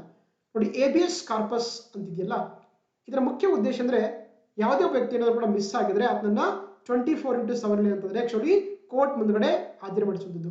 ಸೊ ಹಾಗಾಗಿ ಏನಾಗುತ್ತೆ ನೋಡಿ, ಸೊ ವ್ಯಕ್ತಿಯನ್ನ ಹಾಜರುಪಡಿಸಿ ಅಂತ ಇರ್ತಾರೆ. That is called the habeas corpus ಅಂತ ಕರೀತಾರೆ. ಸೊ ಹಾಗಾಗಿ 1ಗೆ 4 ಸರಿಯಾಗಿ ಮ್ಯಾಚ್ ಆಗುತ್ತೆ. 1ಗೆ 4 ಅಂದ್ರೆ ನೋಡಿ ಎಲ್ಲಿದೆ ನಮಗೆ. ಸೊ 2 ಎಲಿಮಿನೇಷನ್ ಆಗುತ್ತೆ, 4 ಎಲಿಮಿನೇಷನ್ ಆಗುತ್ತೆ, 3 ಎಲಿಮಿನೇಷನ್ ಆಗುತ್ತೆ. ಸೊ 1 ಮಾತ್ರ ಉಳಿಯುತ್ತೆ ಅಲ್ವಾ. ಅದೇ ರೀತಿ ಮ್ಯಾಂಡಮಸ್ ಅಂತಿದೆಯಲ್ಲ, ಇದೇನಂತಂದ್ರೆ ಆಕ್ಚುಲಿ ಇದು ಯಾವುದೇ ಒಬ್ಬ ಸರಕಾರಿ ವ್ಯಕ್ತಿಯನ್ನ ಆತ ತನ್ನ ಕೆಲಸ ಮಾಡತ್ತೆ ಎನ್ನುವುದು ನಾವು ಕೋರ್ಟ್ ಏನ್ ಮಾಡುತ್ತೆ, ಆದೇಶ ಮಾಡುತ್ತೆ. ಅಂದ್ರೆ ನಾವು ಆದೇಶಿಸುತ್ತೇವೆ ಅಥವಾ ವಿ ಕಮಾಂಡ್ ಅಂತ ಕರೀತಾರೆ. ಸೊ ಹಾಗಾಗಿ ಬಿಗೆ ಸೊ 3 ಸರಿಯಾಗಿ ಮ್ಯಾಚ್ ಆಗುತ್ತೆ. ಅದೇ ರೀತಿ ಪ್ರೊಹಿಬಿಷನ್ ಅಂತ ಇದೆ. ಪ್ರೊಹಿಬಿಷನ್ ಅಂದ್ರೆ ನಿರ್ಬಂಧ ಅಲ್ವಾ. ಸೊ ಹಾಗಾಗಿ ನಮಗೆ ಸೊ ಪ್ರೊಹಿಬಿಷನ್ ಅಂದ್ರೆ ಟು ಫೋರ್ಬಿಡ್ ಅಂತ ಕರೀತಾರೆ. ಸೊ ಹಾಗಾಗಿ ಸಿಗೆ 2 ಸರಿಯಾಗಿ ಮ್ಯಾಚ್ ಆಗುತ್ತೆ. ಅದೇ ರೀತಿ ಸೆರ್ಷಿಯರಾರಿ ಅಂತಂದ್ರೆ ಟು ಬಿ ಸರ್ಟಿಫೈಡ್ ಅಂತ ಕರೀತಾರೆ. ಅಂದ್ರೆ ದೃಢೀಕರಿಸುವಂತದ್ದು ಅಂತ ಕರಿತೀವಿ. ಹಾಗಾಗಿ ಸೊ ಡಿಗೆ 1 ಸರಿಯಾಗಿ ಮ್ಯಾಚ್ ಆಗುತ್ತೆ. ಸೊ ಹಾಗಾಗಿ so A4, B3, C2, D1 ಸರಿಯಾಗುತ್ತೆ. ಹಾಗಾಗಿ option 1 is the right answer ಆಗುತ್ತೆ. Okay, option 1 is the right answer. Next ನೋಡ್ತಾ ಹೋಗೋಣ ಮುಂದಿನ ಪ್ರಶ್ನೆ. ತುರ್ತು ಪರಿಸ್ಥಿತಿಯನ್ನ ಘೋಷಿಸಿದಾಗ ಈ ಕೆಳಕಂಡ ಯಾವುದರ ಆಧಾರದ ಮೇಲೆ 19ನೇ ವಿಧಿಯಾದ ಸ್ವಾತಂತ್ರ್ಯದ ಹಕ್ಕು ಸ್ವಯಂ ಚಾಲಿತವಾಗಿ ಅಮಾನತಾಗುತ್ತದೆ ಅಂತ ಕೊಟ್ಟಿದ್ದಾರೆ. ನೋಡ್ತಾ ಹೋಗೋಣ. Right to freedom under article 19 automatically gets suspended when a proclamation of emergency is declared under which of the following grounds ಅಂತ ಕರೀತಾರೆ. ನೋಡಿ, ಇದು ಬಹಳ ಇಂಪಾರ್ಟೆಂಟ್ ನಿಮಗೆ ಕ್ವಶನ್, ತುಂಬಾ ಕಡೆ ರಿಪೀಟ್ ಆಗಿದೆ ಕ್ವಶನ್. ನೋಡಿ, ನಮ್ಮ ದೇಶದಲ್ಲಿ ಏನ್ ಮಾಡ್ತಾರೆ ರಾಷ್ಟ್ರಪತಿಯವರು ಅಂಡರ್ ಆರ್ಟಿಕಲ್ 352 ಏನ್ ಮಾಡ್ತಾರೆ ಅಂದ್ರೆ ರಾಷ್ಟ್ರೀಯ ತುರ್ತು ಪರಿಸ್ಥಿತಿಯನ್ನು ಘೋಷಣೆ ಮಾಡ್ತಾರೆ. ಅದು 3 ಸನ್ನಿವೇಶದಲ್ಲಿ ಏನ್ ಮಾಡಬಹುದು ಅವರು ನಮ್ಮ ದೇಶದಲ್ಲಿ ನ್ಯಾಷನಲ್ ಎಮರ್ಜೆನ್ಸಿಯನ್ನು ಘೋಷಣೆ ಮಾಡಬಹುದು. ಒಂದು ವಾರ್ ಅಂದ್ರೆ ಯಾವುದೋ ದೇಶ ಅಂದ್ರೆ ನಮ್ಮ ದೇಶ ಮತ್ತೆ ಇನ್ನೊಂದು ದೇಶ ಜೊತೆಗೆ ಅಂದ್ರೆ ಯುದ್ಧ ಆಗುವ ಸಂದರ್ಭದಲ್ಲಿ. ಎರಡನೇದ್ದು ಎಕ್ಸ್ಟರ್ನಲ್ ಅಗ್ರೆಷನ್ ಅಂತ ಕರಿತೀವಿ. ಅಂದ್ರೆ ಬಾಹ್ಯ ದಾಳಿ, ಯಾವುದೇ ದೇಶ ಅಂದ್ರೆ ನಮ್ಮ ದೇಶದ ಮೇಲ್ಗಡೆ ಅಟ್ಯಾಕ್ ಮಾಡಿದಾಗ. ಮೂರನೇದ್ದು ನಾವು ಸಶಸ್ತ್ರ ದಂಗೆ ಅಂತ ಕರಿತೀವಿ, ಆರ್ಮ್ಡ್ ರೆಬೆಲಿಯನ್ ಅಂತ ಕರಿತೀವಿ. ಅಂದ್ರೆ ಸಶಸ್ತ್ರ ದಂಗೆ ಅಂತ ಕರೀತಾರೆ. ನೋಡಿ, ಈ ಫಸ್ಟ್ ಇದೆಯಲ್ಲ, ಇವುಗಳ ಏನಂತ ಕರಿತೀವಿ ಅಂದ್ರೆ ಇವುಗಳನ್ನ ನಾವು ಎಕ್ಸ್ಟರ್ನಲ್ ಎಮರ್ಜೆನ್ಸಿ ಅಂತ ಕರೀತಾರೆ. ಇವುಗಳನ್ನ ಬಾಹ್ಯ ತುರ್ತು ಪರಿಸ್ಥಿತಿ ಅಂತ ಕರೀತಾರೆ. ಥರ್ಡ್ ಇದೆಯಲ್ಲ, ಇದನ್ನ ನಾವು ಇಂಟರ್ನಲ್ ಎಮರ್ಜೆನ್ಸಿ ಅಥವಾ ಇದನ್ನ ಆಂತರಿಕ ತುರ್ತು ಪರಿಸ್ಥಿತಿ ಅಂತ ಕರೀತಾರೆ. ನೋಡಿ, ಯಾವಾಗ ನಮ್ಮ ದೇಶದಲ್ಲಿ ಅಂಡರ್ ಆರ್ಟಿಕಲ್ 352 ರಾಷ್ಟ್ರಪತಿಯವರು ಏನಂದ್ರೆ ಬಾಹ್ಯ ಒಂದು ತುರ್ತು ಪರಿಸ್ಥಿತಿಯನ್ನ ಅಂದ್ರೆ ಒಂದು ಯುದ್ಧ ಆಗಿರ್ಬೋದು ಅಥವಾ ಏನಾದ್ರು ಕೂಡ ಬಾಹ್ಯ ದಾಳಿದಾಗ ಏನ್ ಮಾಡ್ತಾರೆ ಅಂದ್ರೆ ಘೋಷಣೆ ಮಾಡಿರ್ತಾರಲ್ಲ, ಅವಾಗ ಏನಾಗುತ್ತೆ ಆರ್ಟಿಕಲ್ 19 ಸಸ್ಪೆಂಡ್ ಮಾಡಬಹುದು. ಯಾವುದರಲ್ಲಿ ಅಂಡರ್ ಆರ್ಟಿಕಲ್ 358 ಡೆಲಿಟ್ ಮಾಡ್ತಾರೆ ಅಂದ್ರೆ ಇದ್ರ ಮುಖಾಂತರ ಸೊ ಈ ಆರ್ಟಿಕಲ್ 19 ಅನ್ನ ಸಸ್ಪೆಂಡ್ ಮಾಡ್ತಾರೆ. ಗೊತ್ತಿರ್ಬೇಕು, ಯಾವಾಗ ಓನ್ಲಿ ಆನ್ ದ ಎಮರ್ಜೆನ್ಸಿ ಏನಾಗಿರ್ಬೇಕು, ಅದು ಎಕ್ಸ್ಟರ್ನಲ್ ಎಮರ್ಜೆನ್ಸಿ ಆಗಿರ್ಬೇಕು. ಇಂಟರ್ನಲ್ ಎಮರ್ಜೆನ್ಸಿ ಆದಾಗ ಏನಾಗುತ್ತೆ ಆರ್ಟಿಕಲ್ 19, ಆರ್ಟಿಕಲ್ 20 ಮತ್ತೆ ಆರ್ಟಿಕಲ್ 21 ಏನಾದ್ರೆ ಆಕ್ಚುಲಿ ಇವುಗಳು ಯಾವುದೇ ಕಾರಣ ಕೂಡ ಏನಾಗುತ್ತೆ ಸೊ ಅವು ಸಸ್ಪೆಂಡ್ ಆಗಲ್ಲ. ಗೊತ್ತಿರ್ಬೇಕು ನಿಮಗೆ. ಸೊ ಆರ್ಟಿಕಲ್ 19 ಏನ್ ಮಾಡ್ತಾರೆ, ಆರ್ಟಿಕಲ್ 358 ಮುಖಾಂತರ ಅಂದ್ರೆ ಅದು ನೇರವಾಗಿ ಏನಾಗುತ್ತೆ ಆಟೋಮೆಟಿಕ್ ಆಗಿ ಅಮಾನತು ಸಸ್ಪೆಂಡ್ ಆಗುತ್ತೆ. Only on the external emergency situations ಅಲ್ಲಿ. ಗೊತ್ತಿರ್ಬೇಕು ನಿಮಗೆ. ಓಕೆನಾ. ಸೊ ಹಾಗಾಗಿ ಏನಾಗುತ್ತೆ ನಮಗೆ ಸೊ ಯಾವಾಗ ಅಂತಂದ್ರೆ ಅದು ವಾರ್, ಯುದ್ಧ ಮತ್ತು ಬಾಹ್ಯ ಆಕ್ರಮಣ ಸಂದರ್ಭದಲ್ಲಿ ಏನಾಗುತ್ತೆ ಸೊ ಅಂಡರ್ ಆರ್ಟಿಕಲ್ 358 ಅಡಿಯಲ್ಲಿ ಏನಾಗುತ್ತೆ ಈ ಆರ್ಟಿಕಲ್ 19 ಸಸ್ಪೆಂಡ್ ಆಗುತ್ತೆ ಆಟೋಮೆಟಿಕಲಿ. ಹಾಗಾಗಿ option 4 is the right answer. War or external emergency ಕರೀತಾರೆ. ಓಕೆನಾ. ಎಸ್. ನೆಕ್ಸ್ಟ್ ನೋಡ್ತಾ ಹೋಗೋಣ. ಈ ಕೆಳಕಂಡ ಯಾವ ರಾಜ್ಯ ನಿರ್ದೇಶಕ ತತ್ವಗಳು ಗಾಂಧೀಜಿಯವರ ತತ್ವದ ಆಧಾರದ ಮೇಲೆ ಆಧಾರಿತವಾಗಿದೆ ಅಂತ ಕೊಟ್ಟಿದ್ದಾರೆ. ನೋಡ್ತಾ ಹೋಗೋಣ. Which one of the following directive principle of state policy is not based on the Gandhian principle ಅಂತ ಕರೀತಾರೆ. ನೋಡಿ, ನಮ್ಮ ಸಂವಿಧಾನದಲ್ಲಿ ಬಂದಾಗ ಏನಂದ್ರೆ ಆಕ್ಚುಲಿ ಏನ್ ಮಾಡ್ತೀವಿ ನಾವು ಸೊ ಪಾರ್ಟ್ 4 ಇದೆಯಲ್ಲ, ಪಾರ್ಟ್ 4 ಏನ್ ಮಾಡ್ತೇವೆ ಅಂದ್ರೆ actually that is talks about the directive principle of the state policy ಅಂತ ಇದೆ. ಹೌದಾ. ಆರ್ಟಿಕಲ್ ಎಷ್ಟು 36 ಇಂದ 51 ಇದೆಯಲ್ಲ. ಸೊ ಜೊತೆಗೆ ಇವುಗಳು ಏನಾಗಿದ್ರೆ ಇವುಗಳನ್ನ ಬಾರೋಡ್ ಫ್ರಮ್ ದಿಲ್ಲಿ ತಗೊಂಡಿರೋ, ಇದನ್ನ ಐರಿಷ್ ಕಾನ್ಸ್ಟಿಟ್ಯೂಷನ್ ತಗೊಂಡಿದ್ದೀವಿ. ಇದರಲ್ಲಿ ಆಕ್ಚುಲಿ 3 ತರ ಮಾಡ್ತೀವಿ ನಾವು. ಒಂದು ಗಾಂಧಿಯನ್ ಪ್ರಿನ್ಸಿಪಲ್ಸ್ ಅಂತ ಕರೀತಾರೆ, ಅಂದ್ರೆ ಗಾಂಧಿಯ ತತ್ವಗಳನ್ನು ಕರೀತಾರೆ. ಎರಡನೇದ್ದು ಸೋಷಿಯಲಿಸ್ಟಿಕ್ ಪ್ರಿನ್ಸಿಪಲ್ಸ್ ಅಂತ ಕರೀತಾರೆ, ಅಂದ್ರೆ ಸಮಾಜವಾದಿ ತತ್ವಗಳನ್ನು ಕರೀತಾರೆ. ಮೂರನೇದ್ದು ಇಂಟೆಲೆಕ್ಚುವಲ್ ಲಿಬರಲ್ ಪ್ರಿನ್ಸಿಪಲ್ಸ್ ಅಂತ ಕರೀತಾರೆ, ಬೌದ್ಧಿಕ ಉದಾರವಾದ ತತ್ವಗಳನ್ನು ಕರೀತಾರೆ. ಸೊ ಹಾಗಾಗಿ ನೋಡಿ, ಇಲ್ಲಿ ನಮ್ಗೆ ಕೆಲವೊಂದು ಕಾನ್ಸ್ಟಿಟ್ಯೂಷನ್ ಅಂತಂದ್ರೆ ಕೆಲವೊಂದು ಏನಂದ್ರೆ ಗಾಂಧಿ ತತ್ವಗಳು ಅದ್ರ ಮೇಲೆ ಬರ್ತಾ ಹೋಗುತ್ತೆ. ಯಾವ್ದು ಗ್ರಾಮ ಪಂಚಾಯತಿ ಸ್ಥಾಪಿಸುವಂಥದ್ದು, ಎಸ್ ಇದು ಕೂಡ ಒಂದು ಗಾಂಧಿ ತತ್ವವಾಗಿದೆ. ಅದೇ ರೀತಿ ಗೋಹತ್ಯೆ ನಿಷೇಧ ಅಂದ್ರೆ prohibition of the slaughter of cows ಇದೆ, ಇದು ಕೂಡ ಗಾಂಧಿ ತತ್ವ ಇದೆ. ಅದೇ ರೀತಿ ಗುಡಿ ಕೈಗಾರಿಕೆಗಳ ಪ್ರೋತ್ಸಾಹ ನೀಡುವಂಥದ್ದು, promotion of the cottage industry, ಇದು ಕೂಡ ಆಗಿದೆ. ಆದರೆ equal pay for equal work ಇದೆಯಲ್ಲ, ಅಂದ್ರೆ ಎಲ್ಲರಿಗೂ ಸಮಾನ ಕೆಲಸಕ್ಕೆ ಸಮಾನ ವೇತನ ಇದೆಯಲ್ಲ, ಇದೊಂದು ಏನಾಗಿದೆ ಸಮಾಜವಾದಿ, ಇದೊಂದು ಏನಾಗಿದೆ ಸಮಾಜವಾದಿ ತತ್ವ ಆಗಿದೆ. ಇದೊಂದು ಗಾಂಧೀಜಿ ತತ್ವ ಅಡಿಯಲ್ಲಿ ಬರಂಗಿಲ್ಲ. So it is mentioned in the article 39 of the D ಆಗಿದೆ. ಸೊ ಹಾಗಾಗಿ option 3 is the right answer ಆಗುತ್ತೆ. ಓಕೆ, ನೋಡಿ ನಮಗೆ ಗಾಂಧಿ ತತ್ವಗಳು ಬಂದಾಗ ಯಾವ್ದು ಬರುತ್ತೆ, ಆರ್ಟಿಕಲ್ 40 ಅಲ್ಲಿ ಗ್ರಾಮ ಪಂಚಾಯತಿಗಳ ಸ್ಥಾಪನೆ, ಅದೇ ರೀತಿ ಕಾಟೇಜ್ ಇಂಡಸ್ಟ್ರಿ ಗುಡಿ ಕೈಗಾರಿಕೆಗಳು ಆರ್ಟಿಕಲ್ 43 ಬರುತ್ತೆ. ಆರ್ಟಿಕಲ್ 43 ಅಲ್ಲಿ ಸಹಕಾರ ಸಂಘಗಳ ಸ್ಥಾಪನೆ ಅಥವಾ ಅವುಗಳ ಒಂದು ಉತ್ತೇಜನ. ಆರ್ಟಿಕಲ್ 46 ಅಲ್ಲಿ ಪರಿಶಿಷ್ಟ ಮತ್ತು ಪರಿಶಿಷ್ಟ ಜಾತಿ ಪರಿಶಿಷ್ಟ ಪಂಗಡಕ್ಕೆ ಅಂತಂದ್ರೆ ರಕ್ಷಣೆ ಸಹಕಾರ ಅಂತ ಹೇಳ್ಬೋದು. ಅದೇ ರೀತಿ 47 ಪ್ರಕಾರ ಏನಂದ್ರೆ ಮದ್ಯಪಾನ ನಿಷೇಧಗಳಾಗಿರ್ಬೋದು. 48 ಪ್ರಕಾರ ಸ್ವನಿಮಲ್ ಹಸ್ಬೆಂಡ್ರಿ ಮತ್ತೆ ಈ ಗೋಹತ್ಯೆ ನಿಷೇಧ ಬಗ್ಗೆ ಕೊಡ್ತಾ ಹೋಗ್ತಾರೆ. ಇವೆಲ್ಲ ಕೂಡ ಗಾಂಧಿಯನ್ ತತ್ವಗಳಾಗಿದೆ. ಒಂದು ಗ್ರಾಮ ಪಂಚಾಯತಿಗಳ ಸ್ಥಾಪನೆ, ಸಹಕಾರ ಸಂಘಗಳ ಉತ್ತೇಜನೆ, ಆಮೇಲೆ ಗುಡಿ ಕೈಗಾರಿಕೆಗಳ ಪ್ರೋತ್ಸಾಹ, ಅದೇ ರೀತಿ ಏನಂತಾರೆ ಯಾರೆಲ್ಲ ಸಾಮಾಜಿಕ ಆರ್ಥಿಕವಾಗಿ ಬ್ಯಾಕ್ವರ್ಡ್ ಆಗಿರೋ ಅವರಿಗೆ ಸಪೋರ್ಟ್ ಮಾಡುವಂಥದ್ದು, ಜೊತೆಗೆ ಮದ್ಯಪಾನ ನಿಷೇಧ, ಅದೇ ರೀತಿ ಗೋಹತ್ಯೆ ನಿಷೇಧ, ಇವೆಲ್ಲೇನಾಗಿದೆ ಅಂತಂದ್ರೆ ಗಾಂಧಿಯ ತತ್ವಗಳಾಗಿದೆ ನಮ್ಮ ಒಂದು DPSP ಅಲ್ಲಿ. ಸೊ ಹಾಗಾಗಿ option 3 is the right answer. Next ನೋಡ್ತೋಣ, ಕೆಳಕಂಡವುಗಳನ್ನ ಕಾಲಾನುಕ್ರಮದಲ್ಲಿ ಜೋಡಿಸಿ ಸರಿಯಾದ ಆಯ್ಕೆ ಗುರುತಿಸಿಕೊಂಡಿದ್ದಾರೆ. Arrange the following in their chronological sequence and choose the correct option ಅಂತ ಕೇಳ್ತಾರೆ. ನೋಡಿ ಕ್ರಿಪ್ಸ್ ಮಿಷನ್ ಇದೆಯಲ್ಲ, ಇದು ಒಂದು ಯಾವಾಗ ಅಂದ್ರೆ ನಮ್ಮ ದೇಶದಲ್ಲಿ 1942 ಬರುತ್ತೆ. ಓಕೆನಾ. ಅದೇ ರೀತಿ ಸೈಮನ್ ಆಯೋಗ ಇದೆಯಲ್ಲ, ಇದು ಬಂದು 1928ರಲ್ಲಿ. ಗೋ ಬ್ಯಾಕ್ ಸೈಮನ್ ಅಲ್ವಾ, ಕೇಳಿದ್ದೀವಿ ಕೂಡ. ಅದೇ ರೀತಿ ಮಾಂಟಿಗೋ ಚಲ್ಮ್ಸ್ಫೋರ್ಡ್ ವರದಿ ಇದೆಯಲ್ಲ, ಇದು ಯಾವಾಗ ಅಂತಂದ್ರೆ 1919ರಲ್ಲಿ. ಅದೇ ರೀತಿ ಮಾರ್ಲೆ ಮಿಂಟೋ ರಿಫಾರ್ಮ್ಸ್ ಇದೆಯಲ್ಲ, ಇದು ಬಂದು ಯಾವಾಗ ಅಂದ್ರೆ 1909ರಲ್ಲಿ. ಯಾವ್ದು ಫಸ್ಟ್ ಆಗುತ್ತೆ ನೋಡಿ ನಮಗೆ, ಸೊ ಡಿ ಫಸ್ಟ್ ಆಗುತ್ತಲ್ವಾ, ಡಿ ಫಸ್ಟ್ ಆಗುತ್ತೆ, ಆಮೇಲೆ ಬಿ ಸೆಕೆಂಡ್ ಆಗುತ್ತೆ, ಸೊ ಆಮೇಲೆ ಸಿ ಥರ್ಡ್ ಆಗುತ್ತೆ, ಫೋರ್ತ್ ಆಗುತ್ತೆ. ಸೊ ಹಾಗಾಗಿ option 2 is the right answer. ಓಕೆನಾ, option 2 is the right answer. Next ನೋಡ್ತಾ ಮುಂದೆ ಪ್ರಶ್ನೆ, ಮುಸ್ಲಿಂ ಲೀಗ್ ಯಾವ ದಿನವನ್ನ ನೇರ ಕಾರ್ಯಾಚರಣೆ ದಿನ ಎಂದು ಘೋಷಿಸಿಕೊಂಡಿದ್ದಾರೆ?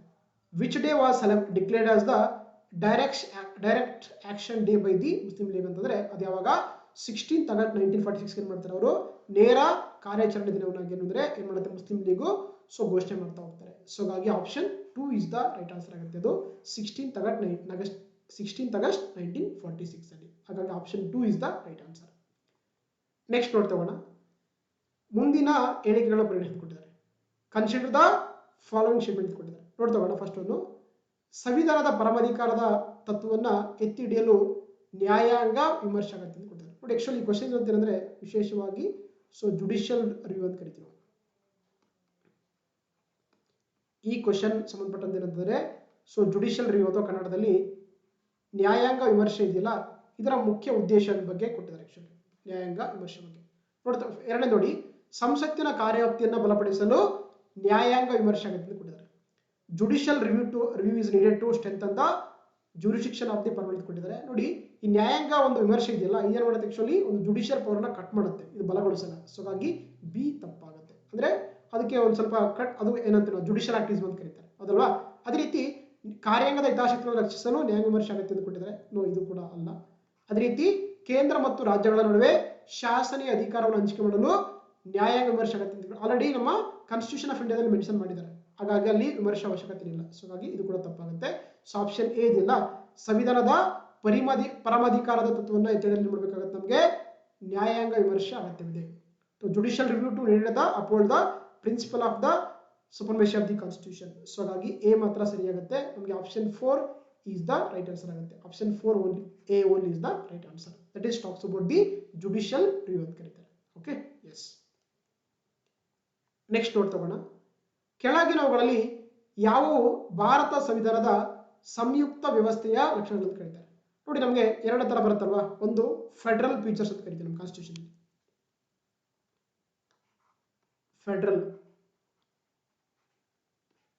ಫೆಡರಲ್ ಫೀಚರ್ಸ್ ಅಂತ ಕರಿತೀವಿ.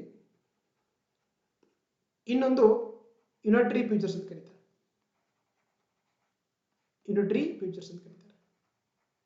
ಸಿಂಪಲ್ ಏನಂದ್ರೆ ನೋಡಿ, ಈ ಫೆಡರಲ್ ಫೀಚರ್ಸ್ ಇದೆಯಲ್ಲ, ಇಲ್ಲಿ ಏನಾಗಿರ್ತದೆ ಆಕ್ಚುಲಿ ಎರಡು ಸರ್ಕಾರ ಇರುತ್ತೆ, ಒಂದು ನ್ಯಾಷನಲ್ ಗೌರ್ಮೆಂಟ್ ಇರುತ್ತೆ, ಇನ್ನೊಂದು ಲೋಕಲ್ ಗೌರ್ಮೆಂಟ್ ಇರುತ್ತೆ.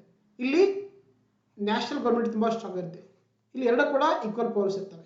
ಡಿಫ್ರೆನ್ಸ್ ಮತ್ತೆ ಏನಾಗುತ್ತೆ, ಈ ಫೆಡರಲ್ ಫ್ಯೂಚರ್ಸ್ ಅಲ್ಲಿ ಏನಾಗಿರುತ್ತೆ, ಆಕ್ಚುಲಿ ಅಧಿಕಾರ ಹಂಚಿಕೆಗಳಾಗಿರುತ್ತೆ. There is a division of powers between the central and state ಆಗಿರುತ್ತೆ. ಬಟ್ ಇಲ್ಲಿ ಏನಾಗಿರುತ್ತೆ ಅಂದ್ರೆ ಅಧಿಕಾರಗಳ ಹಂಚಿಕೆ ಆಗಿರಲ್ಲ, ಎಲ್ಲ ಪವರ್ಸ್ ಏನಾಗಿರುತ್ತೆ ಅಂದ್ರೆ ನ್ಯಾಷನಲ್ ಅಥವಾ ಸೆಂಟ್ರಲ್ ಗೌರ್ಮೆಂಟ್ ಇರುತ್ತೆ. ಅದನ್ನು ನಾವು ಯೂನಿಟರಿ ಫ್ಯೂಚರ್ ಅಂತ ಕರೀತಾರೆ. ನೋಡ್ತಾ ನೋಡಿ, ಸಂವಿಧಾನದ ಪಾರಮತೆ, supremacy of the constitution. Yes, ಇದೇನಾಗಿರ್ತದೆ ಆಕ್ಚುಲಿ ಒಂದು ಸಂಯುಕ್ತ ವ್ಯವಸ್ಥೆಯ ಒಂದು ಲಕ್ಷಣವಾಗಿದೆ. ಇಲ್ಲಿ ನೋಡಿ ಲಕ್ಷಣಗಳ ಅಲ್ಲ ಅಂತ ಕೇಳ್ತಾರೆ, ಹೌದಾ? ಇದೇನಂದ್ರೆ ಒಂದು ಸಂಯುಕ್ತ ವ್ಯವಸ್ಥೆಯ ಲಕ್ಷಣ ಆಗಿದೆ ಅಂದ್ರೆ ಅದು ಸಂವಿಧಾನ. ಸೊ ಹಾಗಾಗಿ ಇದು ಹೌದು, ಕರೆಕ್ಟ್ ಆಗುತ್ತೆ. ಅಖಿಲ ಪರ ಸೇವೆಗಳಿದೆಯಲ್ಲ, ಇದು ಒಂದು, ಯಾಕಂದ್ರೆ ನೋಡಿ ಏನಾಗುತ್ತೆ, ಅಖಿಲ ಪರ ಸೇವೆ ಅಂದ್ರೆ ಗೊತ್ತಾ ನಮಗೆಲ್ಲ, IAS, IPS, ಆಮೇಲೆ IFS ಅಂತ. ನೋಡಿ ಇವ್ರನ್ನ ಅಪಾಯಿಂಟ್ ಮಾಡೋದು ಸೆಂಟ್ರಲ್ ಗೌರ್ಮೆಂಟು, ಇವ್ರು ವರ್ಕ್ ಮಾಡೋದು ಸ್ಟೇಟ್ ಅಲ್ಲಿ. ಅವಾಗ ಏನಾಗುತ್ತೆ ಅವ್ರಿಗೆ, ನೋಡಿ ಸ್ಟೇಟ್ಗೆ there is no powers regarding the all India services. ಹಾಗಾಗಿ ಇದೊಂದು ಈ ಫೆಡರಲ್ ಫ್ಯೂಚರ್ ಒಂದು ಅಥವಾ ಸಂಯುಕ್ತ ವ್ಯವಸ್ಥೆ ಲಕ್ಷಣಗಳಲ್ಲ. ಸೊ ಹಾಗಾಗಿ ಬಿ ತಪ್ಪಾಗುತ್ತೆ. ಮೂರನೇ ನೋಡಿ, ಏಕ ನಾಗರಿಕತ್ವ. ನೋಡಿ ಅಂದ್ರೆ ನಮ್ಮ ದೇಶದಲ್ಲಿ ಮಾಡ್ತೀವಿ ನಾವು to follow the a single citizen follow ಮಾಡ್ತೀವಿ. ಅಂದ್ರೆ ನಾಗರಿಕತ್ವ ಕೊಡೋದು ಯಾರು ಕೊಡ್ತಾರೆ ಅಂದ್ರೆ ಓನ್ಲಿ ಸೆಂಟ್ರಲ್ ಗೌರ್ಮೆಂಟ್ ಕೊಡುತ್ತೆ, ಸ್ಟೇಟ್ಗೆ ಯಾವುದೇ ರೀತಿಯ ಪವರ್ಸ್ ಇಲ್ಲ. ಸೊ ಇದು ಕೂಡ ಒಂದು ಸಂಯುಕ್ತ ವ್ಯವಸ್ಥೆಯ ಲಕ್ಷಣ ಅಲ್ಲ.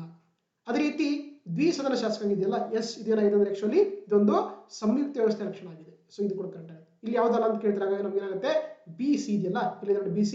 ಸೊ ಆಪ್ಷನ್ 3 ಬಿ ಮತ್ತು ಸಿ ಮಾತ್ರನೇ ಸರಿಯಾದ ಒಂದು ಹೇಳಿಕೆ ಆಗಿದೆ. ಸೊ ಹಾಗಾಗಿ option 3 B and C only is the right answer. ಏನಾಗಿದೆ ಅಂದ್ರೆ ಎರಡು ಕೂಡ ಫೆಡರಲ್ ಫ್ಯೂಚರ್ನ ಲಕ್ಷಣಗಳಾಗಿಲ್ಲ ಅಂತ. ಓಕೆನಾ? ಸೊ ಹಾಗಾಗಿ option B 3 is the right answer. Next ನೋಡ್ತೋಣ, ವಲಯ ಮಂಡಳಿಗಳಿಗೆ ಸಂಬಂಧಪಟ್ಟಂತೆ ಕೆಳಗಿನ ಯಾವ ಹೇಳಿಕೆಯು ತಪ್ಪಾಗಿದೆ ಅಂತ ಕೇಳ್ತಾರೆ. Which of the following statement regarding incorrect regarding the zonal council ಅಂತ ಕೇಳ್ತಾರೆ. ನೋಡಿ ನಮ್ಮ ದೇಶದಲ್ಲಿ ಬಂದಾಗ ಟೋಟಲ್ ಆಗಿ 6 ಜೋನಲ್ ಕೌನ್ಸಿಲ್ಗಳಿದೆ, ಅದನ್ನ ನಾವು ವಲಯ ಮಂಡಳಿ ಅಂತ ಕರೀತಾರೆ.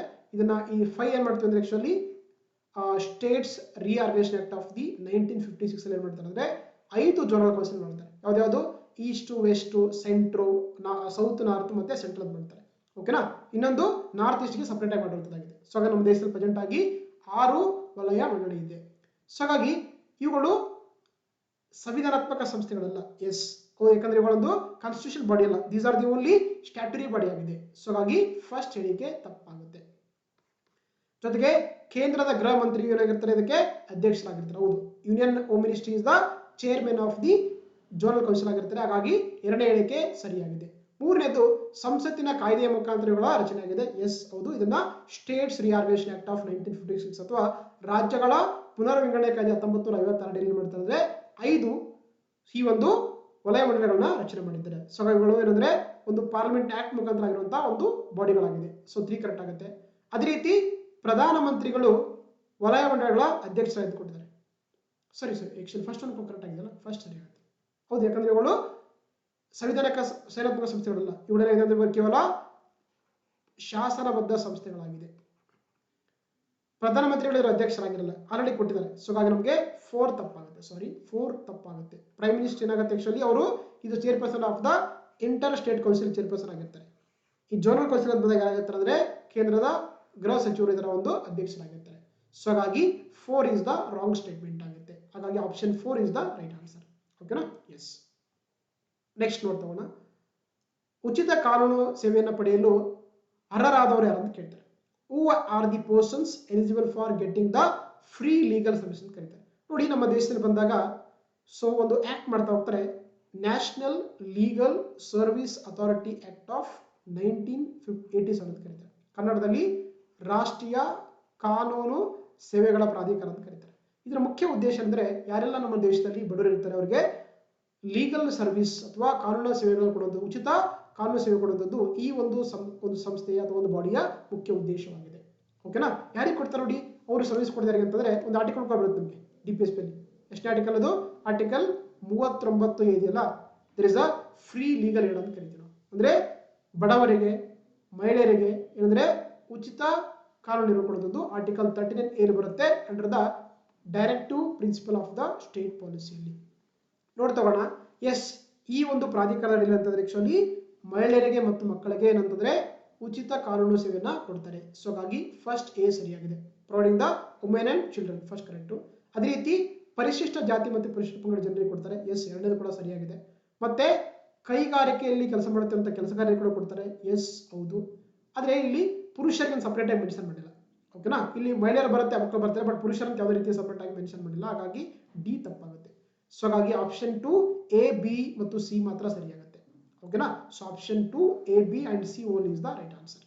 Yes okay, option 2 is the right answer ಆಗುತ್ತೆ. ನೆಕ್ಸ್ಟ್ ನೋಡ್ ತಗೋಣ. ಭಾರತ ಸಂವಿಧಾನದ 368ನೇ ವಿಧಿಗೆ ಸಂಬಂಧಪಟ್ಟಂತೆ ಕೆಳಗಿನ ಹೇಳಿಕೆಗಳನ್ನು ಪರಿಶೀಲಿಸಿಕೊಂಡಿದ್ದಾರೆ. ಇಂಗ್ಲಿಷ್ ಆನ್ಸರ್ ನೋಡಿ.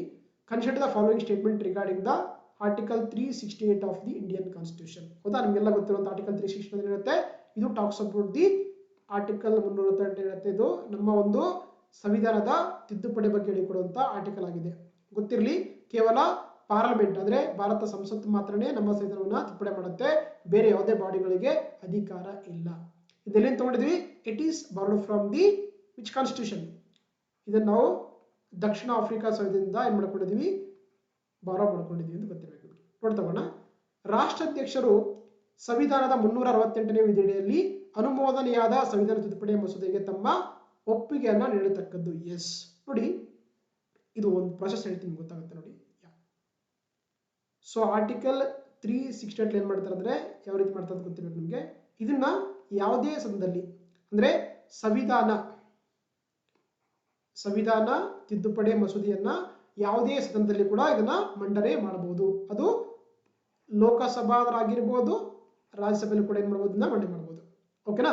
ಜೊತೆಗೆ ಇದನ್ನ ಏನು ಮಾಡಬೇಕಾದ್ರೆ ಎರಡು ಹೌಸ್ಗಳು ಕೂಡ ಪ್ರತ್ಯೇಕವಾಗಿ ಏನು ಮಾಡಬೇಕಾಗುತ್ತೆ?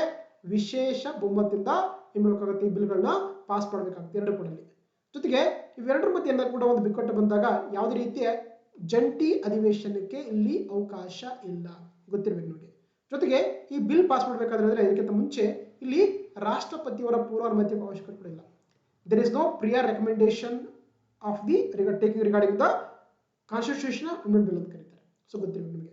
ಆಮೇಲೆ ಎರಡು ಅವಸರ ಪಾಸ್ ಮಾಡಿ ಏನು ಮಾಡ್ತೇವೆ ಅಂದ್ರೆ ಅದನ್ನ ಏನು ಮಾಡ್ತಾರೆ? ರಾಷ್ಟ್ರಪತಿಯವರ ಅಂಕಿತ ಕಳಿಸಿದಾಗ ರಾಷ್ಟ್ರಪತಿಯವರು ಅದಕ್ಕೆ ಯಾವುದೇ ರೀತಿಯ ವಿಟೋ ಪವರ್ಸ್ ಅನ್ನು ಬಳಸೋಕೆ ಅಧಿಕಾರ ಇಲ್ಲ. ಅವ್ರು ಏನು ಮಾಡಬೇಕು? ಕಡ್ಡಾಯವಾದಕ್ಕೆ ಸೈನ್ ಮಾಡಲೇಬೇಕು. ಇಷ್ಟು ಗೊತ್ತಿರಬೇಕು ನಿಮಗೆ, ಹೌದಾ. ನೋಡ್ತಾ ನೋಡಿ. The president shall give his or her assent to the constitutional amendment bill. Kannada ನೋಡಿ.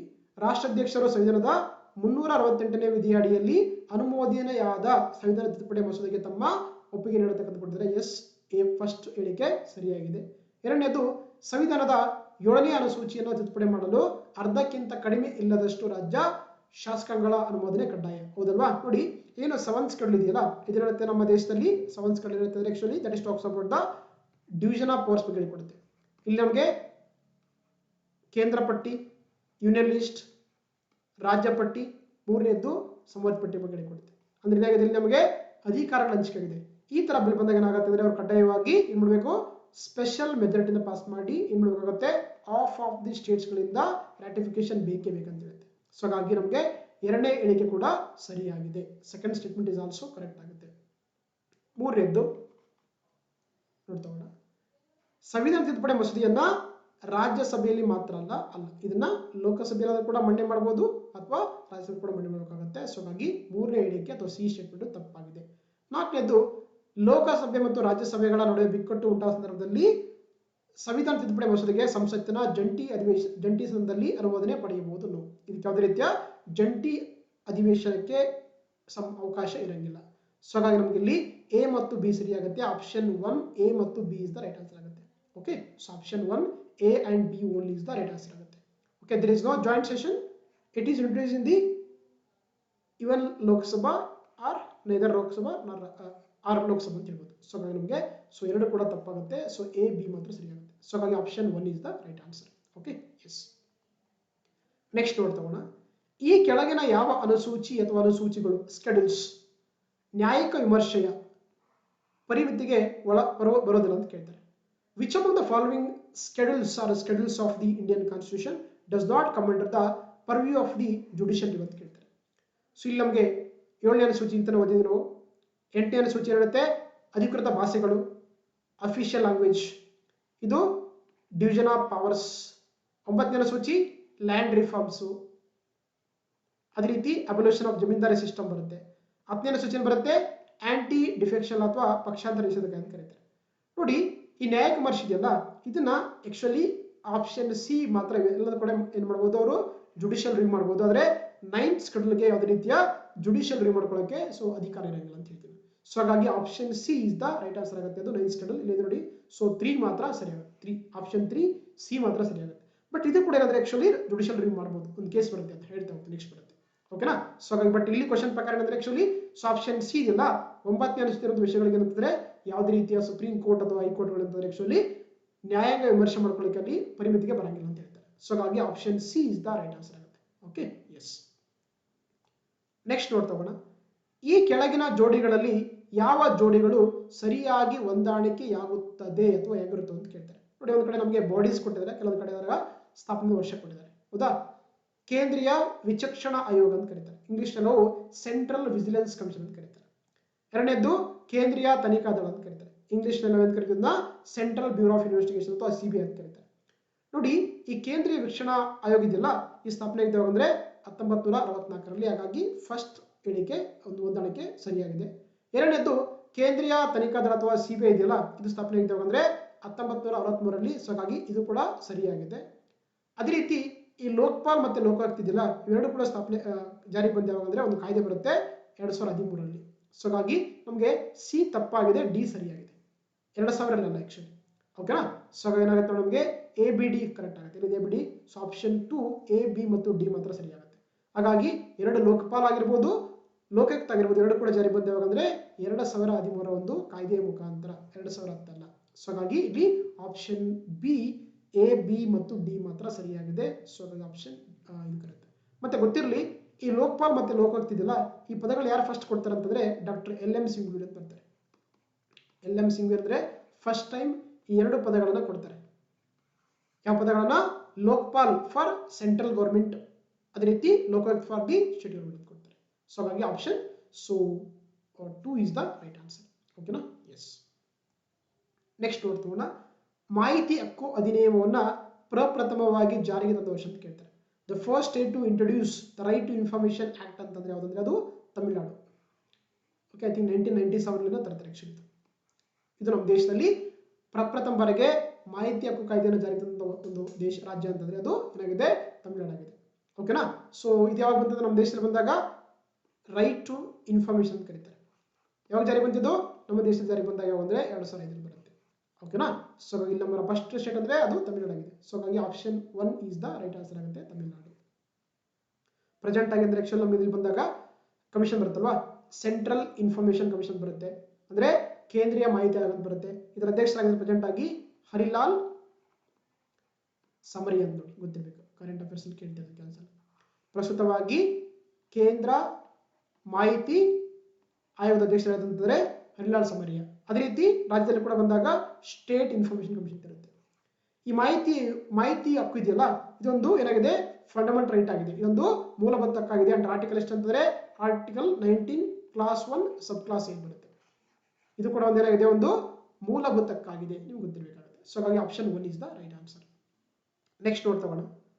ಇಲ್ಲಿ ಕೂಡ ಒಂದ್ ಕಡೆ ಸಂವಿಧಾನ ತಿದ್ದುಪಡಿ ಅಮೆಂಡ್ಮೆಂಟ್ ಕೊಟ್ಟಿದ್ದಾರೆ, ಇನ್ನೊಂದು ಕಡೆ ಸುಪ್ರೀಂ ಕೋರ್ಟ್ ಜಡ್ಜ್ಮೆಂಟ್ ಕೊಟ್ಟಿದ್ದಾರೆ. ನೋಡ್ತಗೋಣ. 9th ತಿದ್ದುಪಡಿ ಇದೆಯಲ್ಲ, 9th ಅಮೆಂಡ್ಮೆಂಟ್ ಇದೆ, 86th ಅಮೆಂಡ್ಮೆಂಟ್ ಇದೆ, 24th ಅಮೆಂಡ್ಮೆಂಟ್ ಇದೆ, ತಿದ್ದುಪಡಿ ಇದೆ, 52 ತಿದ್ದುಪಡಿ ಇದೆ. ಈ ಕಡೆ ಕೇಸ್ ಕೊಟ್ಟಿದ್ದಾರೆ. ಬೇರೆ ಬರಿ ಯೂನಿಯನ್ ಪ್ರಕರಣ, IC ಗೋಲಕ್ನಾಥ್ ಪ್ರಕರಣ, ಉನ್ನಿಕೃಷ್ಣನ್ ಪ್ರಕರಣ, ಆಮೇಲೆ ಕಿಹೋತೋ ಓರಾನ್ ಪ್ರಕರಣ ಅಂತ ಕರೀತಾರೆ. ನೋಡ್ತಗೋಣ. ನೋಡಿ 9th ತಿದ್ದುಪಡಿ ಇದೆಯಲ್ಲ ಇದೇನಂತಾರೆ? ಆಕ್ಚುಲಿ ಇದು ಬೇರೆ ಬರಿ ಯೂನಿಯನ್ ಪ್ರಕರಣದಲ್ಲಿ ಬರುವಂತ ಒಂದು ಏನಾಗಿದೆ? ತೀರ್ಪಾಗಿದೆ. ಅದೇ ರೀತಿ 86 ನಿಮಗೆಲ್ಲ ಗೊತ್ತಿರುತ್ತಲ್ವಾ, ಯಾವ್ದಿದು? 86 ಅಂದ್ರೆ right to education. Right to education ಯಾವ್ದು? ಆರ್ಟಿಕಲ್ 21 ಬರುತ್ತಲ್ಲ. ಯಾವ ಪ್ರಕರಣದ್ದು? ಉನ್ನಿಕೃಷ್ಣನ್ ಪ್ರಕರಣ ಬರುತ್ತೆ. ಆಂಧ್ರ ಪ್ರದೇಶ ಒಂದು ಜಡ್ಜ್ಮೆಂಟ್ ಬರುತ್ತೆ, ಕೇಸ್ ಬರುತ್ತೆ. ಓಕೆನಾ. ಅದೇ ರೀತಿ 24 ಹೇಳಿ ನೋಡಿ, 24th ತಿದ್ದುಪಡಿ ಬಂದು ಯಾವ್ದಂತಂದ್ರೆ ಇದು IC ಗೋಲಕ್ನಾಥ್ ಕೇಸ್ ಬರುತ್ತೆ. ಸೊ ಹಾಗಾಗಿ ಸಿಗೆ 2 ಸರಿಯಾಗುತ್ತೆ. ಅದೇ ರೀತಿ 52 ತಿದ್ದುಪಡಿ ಗೊತ್ತಲ್ವಾ, ಯಾವುದು? ಆಂಟಿ ಡಿಫೆಕ್ಷನ್ ಲಾ ಅಥವಾ ಪಕ್ಷಾಂತರ ನಿಷೇಧ ಕಾಯ್ದೆ ಇದೆಯಲ್ಲ ಇದನ್ನ ಯಾವ್ದಂತಂದ್ರೆ ಕಿಹೋತೋ ಓರಾನ್ ಕೇಸ್ ಅಂತ ಕರೀತಾರೆ. ಯಾವ್ದಾಗುತ್ತೆ ನೋಡಿ ನಮಗೆ? ಎಗೆ 1 ಇಲ್ಲಿ ನೋಡಿ, ಎಗೆ 1 ಇದೆ, ಎಗೆ 1 ಇಲ್ಲಿದೆ. ಸೊ ಇದು 2 ಆಗಲ್ಲ. ಆಮೇಲೆ ಬಿಗೆ ಯಾವ್ದಾಗುತ್ತೆ ನೋಡಿ? ಬಿಗೆ 3 ಆಗುತ್ತಲ್ವಾ, ಬಿಗೆ 3 ಇದೆ ನೋಡಿ, ಬಿಗೆ 3 ಇದೆ, ಎಗೆ 1 ಇದೆ, ಬಿಗೆ 3 ಇದೆ, ಸಿಗೆ 2 ಇದೆ, ಡಿಗೆ 4 ಇದೆ. ಸೊ ಹಾಗಾಗಿ option 1 is the right answer. ಓಕೆನಾ. So option 1 is the right answer. So 9th ಅಂದ್ರೆ ಫಸ್ಟ್ ಕರೆಕ್ಟ್ ಆಗುತ್ತೆ. ಸೊ 86ಗೆ ಯಾವುದು? ಉನ್ನಿಕೃಷ್ಣನ್, 24ಗೆ IC ಗೋಲಕ್ನಾಥ್ ಕೇಸ್ ಆಗುತ್ತೆ, 52ಗೆ ಸೊ ಕೇಟೋಲ್ ಕೇಸ್ ಆಗುತ್ತೆ. ಸೊ ಹಾಗಾಗಿ ನಮಗೆ option 1 is the right answer ಆಗುತ್ತೆ. ನೋಡ್ತಾ ಹೋಗೋಣ ಕೇಸ್ಗಳು.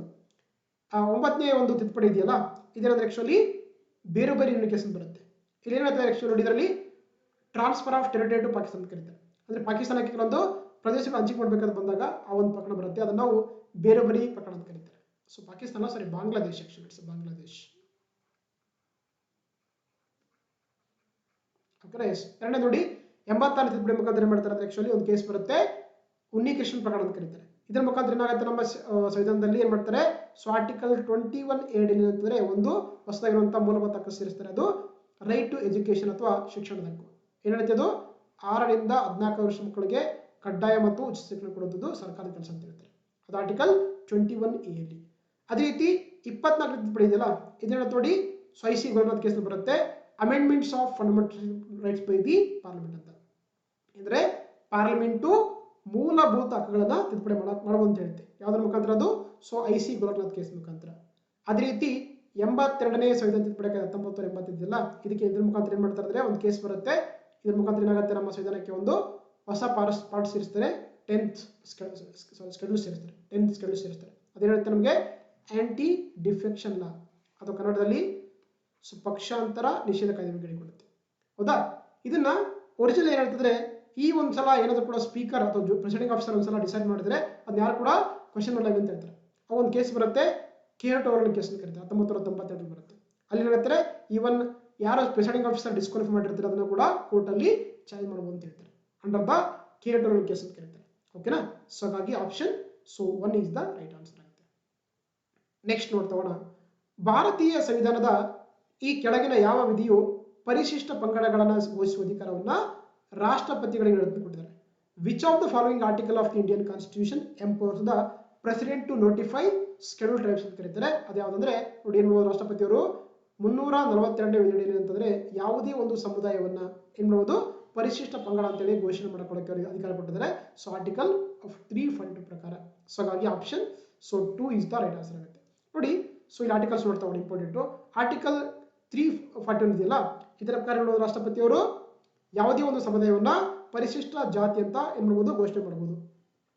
ಅದೇ ರೀತಿ ಆರ್ಟಿಕಲ್ 342 ಪ್ರಕಾರ ಯಾವುದೇ ಒಂದು ಜಾತಿಯನ್ನು ಏನ್ ಮಾಡಬಹುದು, ಪರಿಶಿಷ್ಟ ಪಂಗಡ ಅಂತ ಘೋಷಣೆ ಮಾಡಬಹುದು. ಇದು ಕನ್ಸಲ್ಟೇಷನ್ ಆಫ್ ದ ರಾಜ್ಯಪಾಲ, ಗವರ್ನರ್ ಆಗಿರ್ತಾರೆ. ಅದೇ ರೀತಿ ಆರ್ಟಿಕಲ್ 365 ಇದೆಯಲ್ಲ, ಇದೇನಂದ್ರೆ ಆಕ್ಚುಲಿ ನಮಗೆ ತುರ್ತು ಪರಿಸ್ಥಿತಿ ಸಂಬಂಧಪಟ್ಟಂತ ಆರ್ಟಿಕಲ್ ಆಗಿದೆ. ಆರ್ಟಿಕಲ್ 360 ನೋಡಿ ಅಂತ ಆಕ್ಚುಲಿ ಗ್ಲಾಸರಿ ಅಂದ್ರೆ ಶಬ್ದಗಳಿಗೆ ಸಂಬಂಧಪಟ್ಟಂತಾಗಿದೆ. ವಿಶೇಷವಾಗಿ ಪರಿಶಿಷ್ಟ ಜಾತಿ, ಪರಿಶಿಷ್ಟ ಪಂಗಡ, ಸೋಷಿಯಲ್ ಎಕನಾಮಿಕಲ್ ಬ್ಯಾಕ್ವರ್ಡ್ ಕ್ಲಾಸ್ ಬಗ್ಗೆ ಹೇಳಿಕೊಡುತ್ತೆ. ಈ ಆರ್ಟಿಕಲ್ 366 ಇಂದ ಇಂಡಿಯನ್ ಕಾನ್ಸ್ಟಿಟ್ಯೂಷನ್ ಟರ್ಮ್ಸ್ ಬಗ್ಗೆ ಹೇಳಿಕೊಡುತ್ತೆ. ಓಕೆನಾ, ಸೊ ಹಾಗಾಗಿ option 2 is the right answer ಆಗುತ್ತೆ. ನೆಕ್ಸ್ಟ್ ನೋಡ್ತಾ ಹೋಗೋಣ. ಈ ಕೆಳಗಿನ ಯಾವ ಸಂವಿಧಾನಿಕ ತಿದ್ದುಪಡಿಯು ಭಾರತದಲ್ಲಿ ನಗರೀಕರಣದ ಯೋಜನೆಗೆ ಅಡಿಪಾಯ ಒದಗಿಸಿಕೊಟ್ಟಿದ್ದಾರೆ? Which of the following constitution amendment has provided the foundation of the urbanisation scheme ಅಂತ ಕೇಳ್ತಾರೆ. ನೋಡಿ, ನಮ್ಗೆ ಬಹಳ ಈ ಉತ್ತರ ಬಂದಾಗ ವೆರಿ ಇಂಪಾರ್ಟೆಂಟ್ ಅಂದ್ರೆ 73 ಮತ್ತು 74 ಏನು ತಿದ್ದುಪಡಿ ಇದೆಯಲ್ಲ, ಸೊ ವೆರಿ ಇಂಪಾರ್ಟೆಂಟ್ ಆಗಿ ತಗೋತ್ತೆ. 73 ಅಧ್ಯಕ್ಷ ನಮಗೆ ಪಂಚಾಯತ್ ರಾಜ್ ಇನ್ಸ್ಟಿಟ್ಯೂಷನ್ಸ್ ಅದಲ್ವಾ, ಯಾವುದೇ 73 ಆಗುತ್ತೆ. 74 ಅಂದ್ರೆ ಅರ್ಬನ್ ಲೋಕಲ್ ಬಾಡೀಸ್ ಅಲ್ವಾ. ಸೊ ಹಾಗಾಗಿ ನಮ್ಗೆ ಏನಾಗುತ್ತೆ, ಸೊ 74ನೇ ತಿದ್ದುಪಡಿ ಕಾಯ್ದೆ 1992 ಮುಖಾಂತರ ಏನಾಗುತ್ತೆ, ನಮ್ಮ ದೇಶದಲ್ಲಿ ಏನಾಗುತ್ತೆ, ಒಂದು ನಗರೀಕರಣದ ಯೋಜನೆಗೆ ಅಡಿಪಾಯ ಕೊಟ್ಟಂತ ಒಂದು ತಿದ್ದುಪಡಿ ಅಂತಂದ್ರೆ ಅದು 74ನೇ ಸಂವಿಧಾನ ತಿದ್ದುಪಡಿ ಕಾಯ್ದೆ 1992 ಆಗಿದೆ. ಓಕೆನಾ, ಸೊ ಹಾಗಾಗಿ option 4 is the right answer. ನೋಡ್ತಾ ಹೋಗೋಣ ಎಲ್ಲ ಅಮೆಂಡ್ಮೆಂಟ್ಗಳು. 71 ಇದೆಯಲ್ಲ, ಇದರ ಆಕ್ಚುಲಿ ನಮ್ಮ ಒಂದು ಸಂವಿಧಾನಕ್ಕೆ 8ನೇ ಅನುಸೂಚಿಗೆ 3 ಭಾಷೆಗಳು ಸೇರಿಸ್ತಾರೆ. ಯಾವ್ದ್ಯಾವುದು? ಕೊಂಕಣಿ, ಮಣಿಪುರಿ, ನೇಪಾಳಿ. ಪ್ರಸ್ತುತವಾಗಿ ಎಷ್ಟು ಅಂತಂದ್ರೆ ನಮ್ಮ 8ನೇ ಅನುಸೂಚಿಯಲ್ಲಿ 22 ಏನಾಗುತ್ತೆ ಅಧಿಕೃತ ಭಾಷೆಗಳಿದೆ, ಗೊತ್ತಿರಬೇಕು ನಿಮಗೆ. ಅದೇ 72 ತಿದ್ದುಪಡಿ ಇದೆಯಲ್ಲ, ಇದೇನಂದ್ರೆ ತ್ರಿಪುರಕ್ಕೆ ಸಂಬಂಧಪಟ್ಟಂತ ಒಂದೇನಾಗಿದೆ ತಿದ್ದುಪಡಿ ಆಗಿದೆ. 73 ಪಂಚಾಯತ್ ರಾಜ್ ಇನ್ಸ್ಟಿಟ್ಯೂಷನ್ಗಳಿಗೆ, 74 ಅರ್ಬನ್ ಲೋಕಲ್ ಬಾಡಿಗಳಾಗಿದೆ, ಗೊತ್ತಿರಬೇಕು ನಿಮಗೆ. ಸೊ ಹಾಗಾಗಿ option 4 is the right answer. Next ತಗೋಣ. ಮಂತ್ರಿ ಮಂಡಲದಲ್ಲಿ ಪ್ರಧಾನ ಮಂತ್ರಿಯನ್ನೊಳಗೊಂಡಂತೆ ಮಂತ್ರಿಗಳ ಒಟ್ಟು ಸಂಖ್ಯೆಯು ಜನತಾ ಸದನದ ಸದಸ್ಯರ ಒಟ್ಟು ಸಂಖ್ಯೆಯ ಪ್ರತಿಶತ 15% ಮೀರುವಂತಿಲ್ಲ ಅಂತ ಕೊಟ್ಟಿದ್ದಾರೆ. ಇಂಗ್ಲಿಷ್ ನೋಡಿ, the total number of ministers including the prime minister in the council of minister shall not be exceed the 15% of total strength of the Lok Sabha ಅಥವಾ ಹೌಸ್ ಆಫ್ ಪೀಪಲ್ ಅಂತ ಕೊಟ್ಟಿದ್ದಾರೆ.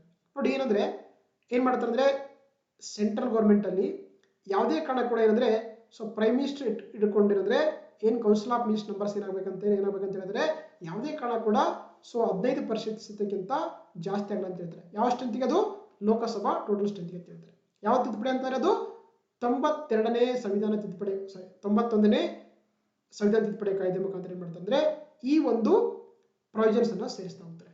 ಸೊ ಓಕೆನಾ, ಅದ್ಯಾವ್ದಂತಂದ್ರೆ 91ನೇ ಸಂವಿಧಾನ ತಿದ್ದುಪಡಿ ಕಾಯ್ದೆ 2002 ಬರುತ್ತೆ ಅನ್ಸುತ್ತೆ. ಎಸ್ 2003 ಏನ್ ಮಾಡ್ತಾರೆ ಅಂದ್ರೆ ನೋಡಿ 91ನೇ ಸಂವಿಧಾನ ತಿದ್ದುಪಡಿ ಕಾಯ್ದೆ 2003 ಮುಖಾಂತರ ಏನ್ ಮಾಡ್ತಾರೆ ಅಂದ್ರೆ ಯಾವುದೇ ಕಾರಣ ಕೂಡ ಅದು ಕೇಂದ್ರ ಆಗಿರ್ಬೋದು ರಾಜ್ಯ ಆಗಿರ್ಬೋದು ಅಂದ್ರೆ 15% ಗಿಂತ ಜಾಸ್ತಿ ದಾಟಂಗಿಲ್ಲ. ಕೇಂದ್ರ ಆಗಿದ್ರೆ ಲೋಕಸಭಾ ಸ್ಟ್ರೆಂತ್ ಟೋಟಲ್ 15% ಮಾತ್ರ ಇರಬೇಕು.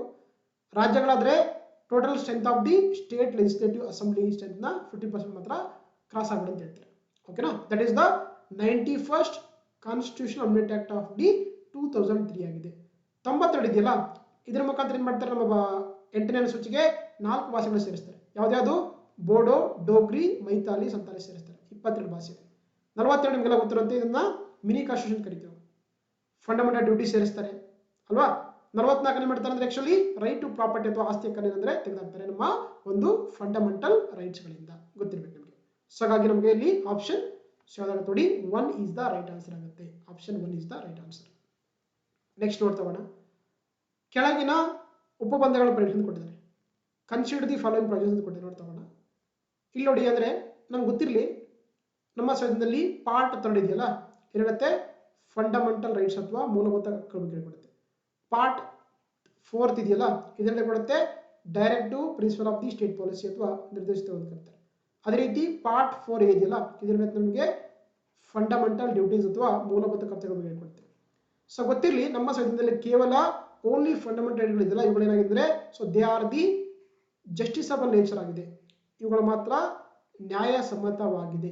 ಬೇರೆ ಇದು ಕೂಡ ನ್ಯಾಯಸಮ್ಮತವಾಗಿಲ್ಲ, ಇದು ಕೂಡ ನ್ಯಾಯಸಮ್ಮತ ಆಗಿಲ್ಲ. ಗೊತ್ತಿರಬೇಕು ನಿಮಗೆ. ನೋಡ್ತಗೋಣ. ಎಲ್ಲಾ ಕೆಲಸಗಾರರಿಗೆ ಜೀವನ ನಿರ್ವಹಣೆ ಕೂಲಿಯನ್ನ ದೊರಕಿಸಿಕೊಡುವುದು. ಇದೇನಾಗಿದೆ ಅಂದ್ರೆ to secure a living wage for all workers ಅಂತ ಇದೆಯಲ್ಲ, ಇದೊಂದು ಏನಾಗಿದೆ, ಇದೊಂದು directive principle of the state policy ಆಗಿದೆ. ಓಕೆನಾ. ಎರಡನೇ ನೋಡ್ತಗೋಣ. ಜನರ ಕಲ್ಯಾಣವನ್ನ ಪ್ರೋತ್ಸಾಹಿಸುವಂಥದ್ದು to promote the welfare of the people. So ಹಾಗಾಗಿ ಇದು ಕೂಡ ಏನಾಗಿದೆ DPSP ಆಗಿದೆ.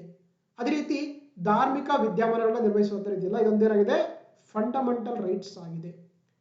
Freedom to manage religious affairs it is a fundamental rights ಆಗಿದೆ. ನೆಕ್ಸ್ಟ್ ಭಾರತದ ಸಾರ್ವಭೌಮತೆ, ಏಕತೆ ಮತ್ತು ಸಮಗ್ರತೆ ಎತ್ತಿಡಿಯುವುದಿಲ್ಲ ಕಾಪಾಡೋದು ಕೂಡ ಏನಾಗಿದೆ, ಇದೊಂದು ಫಂಡಮೆಂಟಲ್ ಡ್ಯೂಟಿ ಆಗಿದೆ. ಇಲ್ಲೇನು ಕೇಳಿದ್ರೆ ನೋಡಿ, ಮೇಲಿನ ಉಪಬಂಧಗಳಲ್ಲಿ ಯಾವ ನ್ಯಾಯ ರಕ್ಷಕಗಳು ಅಲ್ಲ ಅಂತ ಕೊಟ್ಟಿದ್ದಾರೆ. Which of the above provisions are non justiciable ಅಂತ ಕೇಳ್ತಾರೆ. ಸೊ ಸಿ ಬಿಟ್ಟು ಇದೊಂದು ಬಿಟ್ರೆ ಉಳಿದಂತ ABD ಇದೆಯಲ್ಲ, ಅವೇನಾಗಿದೆ ಅಂದ್ರೆ actually they are non justiciable nature ಆಗಿದೆ. ಸೊ ಹಾಗಾಗಿ ಆಪ್ಷನ್ ನೋಡಿ, ಸೊ ಆಪ್ಷನ್ 4 ABD ಮಾತ್ರ ಸರಿಯಾಗುತ್ತೆ. ಓಕೆ, ಗೊತ್ತಿರಲಿ ಓನ್ಲಿ ನಮ್ಮ ಸಂವಿಧಾನದಲ್ಲಿ ಫಂಡಮೆಂಟಲ್ ರೈಟ್ಸ್ ಮಾತ್ರ ಏನಾಗಿದೆ ನ್ಯಾಯಸಮ್ಮತಗಳಾಗಿದೆ ಅಥವಾ ನ್ಯಾಯ ರಕ್ಷಿತಗಳಾಗಿದೆ. ಬೇರೆ ಎಲ್ಲ ಏನಾಗಿದೆ ಅಂದ್ರೆ ನ್ಯಾಯ ರಕ್ಷಿತಗಳಾಗಿಲ್ಲ ಅಂತ ಗೊತ್ತಿರಬೇಕು ನಿಮಗೆ. ಓಕೆನಾ. ಸೊ ಹಾಗಾಗಿ option 4 is the right answer. Next ನೋಡ್ತಗೋಣ. ಭಾರತ ಒಕ್ಕೂಟ ಉಪವಾದಾತ್ಮಕ ಲಕ್ಷಣಗಳೊಂದಿಗಿನ ಒಕ್ಕೂಟ ರಾಜ್ಯಕ್ಕಿಂತ ಹೆಚ್ಚಾಗಿ ಉಪ ಒಕ್ಕೂಟ ಲಕ್ಷಣಗಳೊಂದಿಗಿನ ಏಕಾತ್ಮಕ ರಾಜ್ಯಗಳನ್ನು ಕೊಟ್ಟಿದ್ದಾರೆ. ನೋಡ್ತಗೋಣ. Who said the Indian union is a unitary state with subsidiary federal features rather than a federal state with subsidiary unitary features ಅಂತ ಕೊಟ್ಟಿದ್ದಾರೆ. ಈ ಹೇಳಿಕೆ ಯಾರು ಕೊಟ್ಟರು ಅಂತಂದ್ರೆ ನಮ್ಗೆ ಗೊತ್ತಿರುವಂತೆ KCVR ಅವರು ಕೊಟ್ಟಿದ್ದಾರೆ ಸ್ಟೇಟ್ಮೆಂಟ್. ಸೊ ಇವರೊಬ್ಬ ಕಾನ್ಸ್ಟಿಟ್ಯೂಷನ್ ಎಕ್ಸ್ಪರ್ಟ್ ಆಗಿರ್ತಾರೆ. ಏನಂತಾರೆ ಆಕ್ಚುಲಿ ನಮ್ಮ ಒಂದು ಇಂಡಿಯನ್ ಫೆಡರಲಿಸಂ ಬಗ್ಗೆ ಕೊಟ್ಟಿರುವಂತಹ ಒಂದು ಹೇಳಿಕೆ ಆಗಿದೆ. ಸೊ ಹಾಗಾಗಿ ಅದು ಹೇಳಿದ್ದು KCVR. Option 3 is the right answer ಆಗುತ್ತೆ. Okay, yes. ನೆಕ್ಸ್ಟ್ ನೋಡ್ತಗೋಣ. ಲೋಕಸಭೆಗೆ ಆಂಗ್ಲೋ ಇಂಡಿಯನ್ ಸಮುದಾಯದಿಂದ ನಾಮನಿರ್ದೇಶನ ಮಾಡೋದಕ್ಕೆ ಸಂಬಂಧಪಟ್ಟಂತೆ ಈ ಕೆಳಗಿನ ಯಾವ ಹೇಳಿಕೆಯು ಸರಿಯಾಗಿ ಕೊಟ್ಟಿದ್ದಾರೆ. Which of the following statements is correct in respect of nomination of the Anglo Indians to the Lok Sabha ಅಂತ ಕರೀತಾರೆ. ಹೌದಾ, ನಮಗೆಲ್ಲ ಗೊತ್ತಿರೋಂತ ಏನ್ ಮಾಡ್ತಾರೆ ಲೋಕಸಭೆಗೆ ರಾಷ್ಟ್ರಪತಿ ಏನ್ ಮಾಡ್ತಾರೆ ಅಂದ್ರೆ 2 ವ್ಯಕ್ತಿಗಳು ಏನ್ ಮಾಡ್ತಾರೆ ಅಂದ್ರೆ ಆಂಗ್ಲೋ ಇಂಡಿಯನ್ ಕಮ್ಯುನಿಟಿಗಳಿಂದ ನಾಮನಿರ್ದೇಶನ ಮಾಡ್ತಿದ್ರು. ರೀಸೆಂಟ್ ಏನ್ ಮಾಡಿದ್ರೆ ಅದನ್ನ 104ನೇ ಸಂವಿಧಾನ ತಿದ್ದುಪಡಿ ಮುಖಾಂತರ ಏನ್ ಮಾಡಿದ್ರೆ ಅದನ್ನ ಆ ಒಂದು ಪ್ರಾವಿಷನ್ಸ್ ಏನ್ ಮಾಡಿದ್ದಾರೆ ತೆಗೆದುಹಾಕಿದ್ದಾರೆ. ಸೊ ಹಾಗಾಗಿ option 2 is the right answer ಆಗುತ್ತೆ. ಅದು 104ನೇ ಸಂವಿಧಾನ ತಿದ್ದುಪಡಿ ಕಾಯ್ದೆ ಸೊ ಮುಖಾಂತರ ಅಂದ್ರೆ ಆಕ್ಚುಲಿ ಆಂಗ್ಲೋ ಇಂಡಿಯನ್ ಒಂದು ನಾಮನಿರ್ದೇಶನವನ್ನ ಸೊ ತೆಗೆದುಹಾಕಿದ್ದಾರೆ. ಸೊ ಹಾಗಾಗಿ ಮುಂದಿನ ಲೋಕಸಭೆಗೆ ಯಾವುದೇ ರೀತಿಯವರಿಗೆ ಆ ಒಂದು ಸಮುದಾಯಕ್ಕೆ ನಾಮನಿರ್ದೇಶನ ಇರಂಗಿಲ್ಲ. ಓಕೆ, ಅದು ಲೋಕಸಭೆಯಲ್ಲಿ ಜೊತೆಗೆ ರಾಜ್ಯಸಭೆಯಲ್ಲಿ ವಿಧಾನಸಭೆಯಲ್ಲಿ ಏನ್ ಮಾಡ್ತಾರೆ ಒಬ್ಬರನ್ನು ಮಾಡ್ತಿದ್ರು, ಅದನ್ನ ಏನ್ ಮಾಡಿದ್ರೆ ತೆಗೆದುಹಾಕಿದ್ದಾರೆ. ಸೊ ಹಾಗಾಗಿ option 2 is the right answer ಆಗುತ್ತೆ. ನೋಡಿ, ಹೌದಾ, ಒಂದರ ಒಂದು ನಿಮಗೆಲ್ಲ ಗೊತ್ತು GST. 102 ರಾಷ್ಟ್ರೀಯ ಹಿಂದುಳಿದ ಆಯೋಗಕ್ಕೆ ಏನು ಮಾಡ್ತಾರೆ ಅಂದರೆ ಕಾನ್ಸ್ಟಿಟ್ಯೂಷನ್ ಸ್ಟೇಟಸ್ ಕೊಡ್ತಾರೆ ಅಂಡರ್ ಆರ್ಟಿಕಲ್ 338B ಅಲ್ಲಿ. 103 ಏನಿದೆ EWSಗೆ 10% ರಿಸರ್ವೇಷನ್ ಕೊಡ್ತಾರೆ. 104 ಏನು ಮಾಡ್ತಾರೆ ನೋಡಿ ಇಲ್ಲಿ ಇದೆಲ್ಲ 104 ಮುಖಾಂತರ ಏನು ಮಾಡ್ತಾರೆ ಅಂದರೆ ಪರಿಶಿಷ್ಟ ಜಾತಿ ಮತ್ತು ಪರಿಶಿಷ್ಟ ಪಂಗಡಕ್ಕೆ ಏನು ಮಾಡ್ತಾರೆ ಅಂದರೆ ಲೋಕಸಭೆ ಮತ್ತು ರಾಜ್ಯ ವಿಧಾನಸಭೆಗಳಿಗೆ ಅಂದರೆ 10 ವರ್ಷಗಳ ಕಾಲ ಮೀಸಲಾತಿಯನ್ನು ಹೆಚ್ಚಿಸ್ತಾರೆ. ಜೊತೆಗೆ ಏನು ಮಾಡ್ತಾರೆ so abolition of the reservation of Anglo Indian community ಅಂದರೆ ಆಂಗ್ಲೋ ಇಂಡಿಯನ್ ಸಮುದಾಯಕ್ಕೆ ಇರುವಂಥ ಒಂದೇನಂದ್ರೆ ನಾಮನಿರ್ದೇಶನ ಮೀಸಲಾತಿಯನ್ನು ಮಾಡಿದರೆ ತೆಗೆದುಹಾಕ್ತಾರೆ. ಅದು ಯಾವುದರ ಮುಖಾಂತರ 104ನೇ ಸಂವಿಧಾನ ತಿದ್ದುಪಡಿ ಮುಖಾಂತರ. ಓಕೆನಾ. ಸೊ ಹಾಗಾಗಿ option so 2 is the right answer. Okay yes. Next ನೋಡ್ತೋಣ. ಇಲ್ಲಿ ಎರಡು ಪಟ್ಟಿ ಕೊಟ್ಟಿದ್ದಾರೆ. ಗಣರಾಜ್ಯ, ಜಾತ್ಯತೀತ, ಪ್ರಜಾಸತ್ತಾತ್ಮಕ, ಸಾರ್ವಭೌಮ ಕರೀತಾರೆ. ಇಂಗ್ಲಿಷ್ ಸಹ ನೋಡಿ. Republic, secular country, democratic country, sovereign country ಅಂತ ಕರೀತಾರೆ. ನೋಡಿ ಗಣರಾಜ್ಯ ಅಂದ್ರೆ ಏನಾಗಿರುತ್ತೆ ಸಾಮಾನ್ಯವಾಗಿ ಆ ದೇಶದ ಮುಖ್ಯಸ್ಥರು ಅಂದ್ರೆ ಆಕ್ಚುಲಿ ಅನುವಂಶೀಯ ಚಕ್ರವರ್ತಿ ಅಂತ ಕರೀತಾರೆ. ಅಂದ್ರೆ ಈಗ ನೋಡಿ ಫಾರ್ ಎಕ್ಸಾಂಪಲ್ ಬ್ರಿಟನ್ ತಗೊಳ್ಳಿ. ಬ್ರಿಟನ್ ಅಲ್ಲಿ ಒಂದು ವಂಶದ ಮುಖ್ಯಸ್ಥರು ಅವ್ರ ಫೆದರ್ ಮಾತ್ರ ಆಗ್ತಾರೆ ಅಂದ್ರೆ ಆ ದೇಶದ ಮುಖ್ಯಸ್ಥರಾಗ್ತಾರೆ, ಬೇರೆಗೆ ಅವಕಾಶ ಇರಂಗಿಲ್ಲ. ಗಣರಾಜ್ಯ ಅಂದ್ರೆ ನಮ್ಮ ದೇಶದಲ್ಲಿ ಯಾರು ಬೇಕಾದ್ರೂ ಕೂಡ ದೇಶದ ಮುಖ್ಯಸ್ಥರಾಗಬಹುದು. ನೋಡಿ ಪ್ರಸ್ತುತವಾಗಿ ಒಬ್ಬ ಟ್ರೈಬಲ್ ಲೀಡರ್ ಆಗಿದ್ದಾರೆ, ನಮ್ಮ ದೇಶದ ರಾಷ್ಟ್ರಪತಿ ಆಗಿದ್ದಾರೆ. ಹಾಗಾಗಿ ಸೊ ಗಣರಾಜ್ಯ ಅಂತ ಏನಾಗಿರುತ್ತೆ ಅಲ್ಲಿ ರಾಜ್ಯದ ಮುಖ್ಯಸ್ಥನು ಅನುವಂಶೀಯ ಚಕ್ರವರ್ತಿ ಆಗಿರಲ್ಲ. ಅವ್ರೇನಾಗುತ್ತಂದ್ರೆ ಚುನಾವಣೆಗಳ ಮುಖಾಂತರ ಆಯ್ಕೆ ಇರುವಂತ ವ್ಯಕ್ತಿ ಆಗಿರ್ತಾರೆ. ಯಾರು ಬೇಕಾದ್ರೂ ಕೂಡ ಆ ದೇಶದ ಮುಖ್ಯಸ್ಥರಾಗಬಹುದು. ಅದನ್ನು ನಾವು ಏನಂತ ಕರಿತೀವಿ, ನಾವು ರಿಪಬ್ಲಿಕ್ ಸ್ಟೇಟ್ ಅಂತ ಕರೀತಾರೆ. ಸೊ ಹಾಗಾಗಿ India is a Republican country ಅಂತ ಕರೀತಾರೆ. America is a Republican country ಅಂತ ಕರೀತಾರೆ. ಅದೇ ಬ್ರಿಟನ್ ತಗೊಂಡ್ರೆ ಬ್ರಿಟನ್ ಇಸ್ ಅ ಮೊನಾರ್ಕಿ ಅಂತ ಕರಿತೀವಿ ನಾವು, ಮೊನಾರ್ಕಿ. ಓಕೆನಾ, ಗೊತ್ತಿರಬೇಕು. ಹಾಗಾಗಿ ಸೊ 1ಗೆ ಎಗೆ 1 ಸರಿಯಾಗಿ ಮ್ಯಾಚ್ ಆಗಿದೆ. ಎರಡನೇ ನೋಡಿ ಜಾತಿ ಅಂತಂದ್ರೆ ಯಾವುದೋ ಒಂದು ದೇಶದಲ್ಲಿ ಸೆಕ್ಯುಲರ್ ಕಂಟ್ರಿ ಆಗಿರುತ್ತೆ, ಆ ದೇಶಕ್ಕೆ ಯಾವುದೇ ರೀತಿಯ ಒಂದು ಅಧಿಕೃತ ಧರ್ಮ ಇರಂಗಿಲ್ಲ. ಅಲ್ಲೇನ್ ಮಾಡ್ತಾರೆ, ಎಲ್ಲ ಧರ್ಮಗಳು ಕೂಡ ಈಕ್ವಲ್ ಟ್ರೀಟ್ ಮಾಡ್ತಾರೆ. ನೋಡಿ ರಾಜ್ಯವು ಯಾವುದೇ ಧರ್ಮವನ್ನ ಒಂದು ರಾಜ್ಯ ಧರ್ಮವನ್ನಾಗಿ ಗುರುತಿಸಿರಂಗಿಲ್ಲ. ಸೊ ಹಾಗಾಗಿ so India is a secular country ಅಂತ ಕರೀತಾರೆ. ಹಾಗಾಗಿ ಬಿಗೆ 2 ಸರಿಯಾಗಿ ಮ್ಯಾಚ್ ಆಗಿದೆ. ಅದೇ ರೀತಿ ಪ್ರಜಾಸತ್ತಾತ್ಮಕ, ಡೆಮೋಕ್ರಸಿ ಅಂದ್ರೆ by the people, of the people, for the people ಅಂತ ಕರೀತಾರೆ. ಜನರಿಂದ ಜನರಿಗಾಗಿ ಜನರಿಗೋಸ್ಕರ ನಡೆಸುವ ಸರ್ಕಾರವೇನಂತ ಕರಿತೀವಿ ನಾವು, ಪ್ರಜಾಪ್ರಭುತ್ವ ಅಂತ ಕರೀತಾರೆ. ಸೊ ಹಾಗಾಗಿ ಸರ್ಕಾರವು ತನ್ನ ಅಧಿಕಾರವನ್ನ ಜನರ ಇಚ್ಛೆಯಿಂದ ಪಡೆಯುತ್ತದೆ, ಅದನ್ನು ನಾವು ಪ್ರಜಾಪ್ರಭುತ್ವ ದೇಶ ಅಂತ ಕರೀತಾರೆ. ಸೊ ಹಾಗಾಗಿ ಸಿಗೆ 3 ಸರಿಯಾಗಿ ಮ್ಯಾಚ್ ಆಗಿದೆ. ಅದೇ ರೀತಿ ಸಾರ್ವಭೌಮತ್ವ, ಸಾವರಿಟಿ ಅಂತ ಕರೀತಾರೆ. ಅಂದ್ರೆ ರಾಜ್ಯವು ಆಂತರಿಕವಾಗಿ ಶ್ರೇಷ್ಠವಾಗಿರ್ತದೆ ಮತ್ತೆ ಬಾಹ್ಯವಾಗಿ ಸ್ವತಂತ್ರವಾಗಿರ್ತದೆ. ಅದನ್ನು ನಾವು ಏನಂತ ಕರಿತೀವಿ, ಸಾವರಿನ್ ಸ್ಟೇಟ್ ಅಥವಾ ಸಾರ್ವಭೌಮ ರಾಷ್ಟ್ರ ಅಂತ ಕರಿತೀವಿ. ಸೊ ಹಾಗಾಗಿ ಸೊ ಡಿಗೆ 4 ಸರಿಯಾಗಿ ಮ್ಯಾಚ್ ಆಗಿದೆ. ಸೊ ಹಾಗಾಗಿ A1, B2, C3, D4 option 1 is the right answer ಆಗುತ್ತೆ. Okay, so option 1 is the right answer ಆಗುತ್ತೆ. ಎಸ್. ನೆಕ್ಸ್ಟ್ ನೋಡ್ತೋಣ. ಇದು ಗೌಪ್ಯತೆ ಅಂತಲ್ಲ, ಆಕ್ಚುಲಿ ಏನಂತೀವಿ ನಾವು, ಖಾಸಗಿ ಹಕ್ಕು ಅಂತ ಕರಿತೀವಿ ನಾವು. ಓಕೆ, ಅಥವಾ ಗೌಪ್ಯತೆ ಹಕ್ಕು ಅಂತ ಕರಿಬಹುದು. ರೈಟ್ ಟು ಪ್ರೈವಸಿ ಇದೆಯಲ್ಲ, ಇದು ಯಾವ ಆರ್ಟಿಕಲ್ ಬರ್ತದೆ ಗೊತ್ತು ಕೇಳಿದರೆ, ಸೊ ಅದು ಆರ್ಟಿಕಲ್ ಬರ್ತದೆ ಅಂದ್ರೆ article 21 of the Indian constitution. Okay, ಗೊತ್ತಿರಲ್ಲ ಒಂದು ಯಾವ ಪ್ರಕರಣ ಗೊತ್ತಾ, KS ಪುಟ್ಟಸ್ವಾಮಿ ಪ್ರಕರಣ ಹೇಳುತ್ತೆ supreme court of India. So ಏನು ರೈಟ್ ಟು ಪ್ರೈವಸಿ ಇದೆಯಲ್ಲ, ಇದನ್ನೇನಂದ್ರೆ ಒಂದು ಫಂಡಮೆಂಟಲ್ ರೈಟ್ ಆಗಿದೆ ಅಂತ ಹೇಳ್ತಾರೆ under article 21 of the Indian constitution. ಓಕೆನಾ, ಗೊತ್ತಿರಬೇಕು ನಿಮಗೆ. ಸೊ ಆರ್ಟಿಕಲ್ 8 ಅಂತ ಗೊತ್ತಾ ನಮಗೆಲ್ಲ, ಏನಿರುತ್ತೆ right to freedom of speech and expression ಕರೀತಾರೆ. ಅಂದ್ರೆ ಅಭಿವ್ಯಕ್ತಿ ಮತ್ತು ವಾಕ್ ಸ್ವಾತಂತ್ರ್ಯ ಅಂತಿದೆ. 22 protection against the arrest and detention the certain case ಅಂತ ಕರೀತೀವಿ. 22 ಕೂಡ 22 ಕೊಟ್ಟಿದ್ದಾರಲ್ವಾ. ಸೊ ಹಾಗಾಗಿ ಆಪ್ಷನ್ ಆಗುತ್ತೆ ನಮಗೆ. So C is the right answer ಆಗುತ್ತೆ. ರೈಟ್ ಟು ಪ್ರೈವಸಿ ಇದೆಲ್ಲ ಏನು ಮಾಡಿದ್ದಾರೆ ಅಂದ್ರೆ ಆರ್ಟಿಕಲ್ 21 ಅಲ್ಲಿ ಅದನ್ನ ಇನ್ಕ್ಲೂಡ್ ಮಾಡಿದ್ದಾರೆ. ಸೊ ಹಾಗಾಗಿ option C is the right answer. Next ನೋಡ್ತೋಣ. ಭಾರತೀಯ ಸಂವಿಧಾನದ ಅನುಚ್ಛೇದ 243Y ಇದಕ್ಕೆ ಸಂಬಂಧಪಟ್ಟಂತೆ ಕೊಡ್ತಾರೆ. Article 243Y of the Indian constitution mandates ಅಂತ ಕೇಳ್ತಾರೆ ಅಲ್ವಾ. ನೋಡಿ ನಮಗೆ ವೈ ಅಂದ್ರೆ ಗೊತ್ತಿರಬೇಕು ನಿಮಗೆ. ವೈ ಅಂದ್ರೆ ಏನಾಯ್ತು ನೋಡಿ, ಆಕ್ಚುಲಿ ಇದು ಹಣಕಾಸು ಆಯೋಗಕ್ಕೆ ಸಂಬಂಧಪಟ್ಟಂತೆ ಏನಾಗಿದೆ ಒಂದು ಆರ್ಟಿಕಲ್ ಆಗಿದೆ. ಸೊ ಹಾಗಾಗಿ ಫಸ್ಟ್ ಒನ್ ರೈಟ್ ಆಗುತ್ತೆ. That is article 243 talks about the finance commission in the local governments ಅಂತ. ಚುನಾವಣೆ ಆಗಿದೆಯಲ್ಲ, ಇದೆಷ್ಟಂದ್ರೆ ಆರ್ಟಿಕಲ್ 243K ಆಗಿದೆ. ಪುರಸಭೆಗಳ ಖಾತೆಗಳ ಲೆಕ್ಕ ಪರಿಶೀಲನೆ ಒಂದು ಆರ್ಟಿಕಲ್ ಎಷ್ಟಾಗಿದೆ ಅಂದ್ರೆ ಸೊ 243Z ಆಗಿದೆ. ಪುರಸಭೆಗಳ ಸಂವಿಧಾನ ಬಂದು ಎಷ್ಟು ಆರ್ಟಿಕಲ್ ಎಷ್ಟಾಗಿದೆ ಅಂದ್ರೆ 243Q ಆಗಿದೆ. ಓಕೆನಾ. ಸೊ 243Y ಅಂದ್ರೆ ಏನಾಗುತ್ತೆ ನಮಗೆ, ಸೊ ಹಣಕಾಸು ಆಯೋಗ ಆಗಿದೆ ನೋಡಿ. ಹೌದಾ, ಯಾವ್ದು ಬರುತ್ತೆ ನಮಗೆ, 73rd amendment act of the 1992. ಹೌದಾ. ಸೊ ಹಾಗಾಗಿ option 1 is the right answer. Next ನೋಡ್ತೋಣ. ಒಂದು ಕಡೆ ಆರ್ಟಿಕಲ್ಸ್ ಕೊಟ್ಟಿದ್ದಾರೆ, ಒಂದು ಕಡೆ ನಿಬಂಧನೆ ಕೊಡ್ತೋಣ. ಚುನಾವಣೆ ಆಯೋಗ, ಎಲೆಕ್ಷನ್ ಕಮಿಷನ್ ಆಫ್ ಇಂಡಿಯಾ, ಇದೊಂದು ಕಾನ್ಸ್ಟಿಟ್ಯೂಷನ್ ಬಾಡಿ ಆಗಿದೆ ಅಂಡರ್ ಆರ್ಟಿಕಲ್ ಎಷ್ಟು 324 ಆಫ್ ದಿ ಇಂಡಿಯನ್ ಕಾನ್ಸ್ಟಿಟ್ಯೂಷನ್ ಅಲ್ವಾ. ಸೊ ಹಾಗಾಗಿ ಸೊ ಏನಾಗಿದೆ 1ಗೆ 3 ಸರಿಯಾಗಿ 4 ಸರಿಯಾಗಿ ಮ್ಯಾಚ್ ಆಗಿದೆ. ಅದೇ ರೀತಿ ಹಿಂದುಳಿದ ವರ್ಗಗಳ ಆಯೋಗ ಇದೆಯಲ್ಲ, ಇದೇನಿರುತ್ತೆ ನೋಡಿ ಆರ್ಟಿಕಲ್ 340 ಅಂದರೆ ಯಾವುದು ಬಿಗೆ 3 ಸರಿಯಾಗಿದೆ. ನೋಡಿ ಕನ್ಫ್ಯೂಸ್ ಆಗಬೇಡಿ, national commission for backward class ಇದೆಯಲ್ಲ, ಇದು ರಚನೆ ಮಾಡಿದ್ದೇವೆ ಅಂದರೆ ಅಂಡರ್ ಆರ್ಟಿಕಲ್ 338 ಬಿ ಅಲ್ಲಿ. ಸೊ ಆರ್ಟಿಕಲ್ 340 ಅಂದ್ರೆ ಏನಂದ್ರೆ ರಾಷ್ಟ್ರಪತಿ ಅಂದರೆ ಸೊ ಒಂದು ಕಮಿಷನ್ ರಚನೆ ಮಾಡಬಹುದು ಅಂತ ಹೇಳ್ತಾರೆ ಆರ್ಟಿಕಲ್ 340 ಅಲ್ಲಿ, ಅಥವಾ ಅದ್ರ ಬಗ್ಗೆ ಸ್ಟಡಿ ಮಾಡೋಕ್ಕೆ ಅದು ಮಾಡ್ಬೋದು ಅಂತ ಹೇಳ್ತಾರೆ. ಸೊ ಹಾಗಾಗಿ ಏನಾಗುತ್ತೆ ನಮಗೆ, ಸೊ ಬಿಗೆ 3 ಸರಿಯಾಗುತ್ತೆ. ನೋಡಿದೆ A4 ಇದೆ ನೋಡಿ, A4 ಅಂದರೆ ನಮಗೆ A4 ಅಂದ್ರೆ ಇದೆ, ಸೊ B3 ಅಂದ್ರೆ ಇದೆ. ನೆಕ್ಸ್ಟು ಪರಿಶಿಷ್ಟ ಜಾತಿಗಳ ರಾಷ್ಟ್ರೀಯ ಆಯೋಗ ಅಥವಾ ನ್ಯಾಷನಲ್ ಕಮಿಷನ್ ಫಾರ್ ಬ್ಯಾಕ್ವರ್ಡ್ ಏನಂತಾರೆ ಶೆಡ್ಯೂಲ್ ಕಾಸ್ಟ್ ಇದೆಯಲ್ಲ, ಅದು ಆರ್ಟಿಕಲ್ ಎಷ್ಟು ಅಂತಂದ್ರೆ ಸೊ 338 ಇದೆ.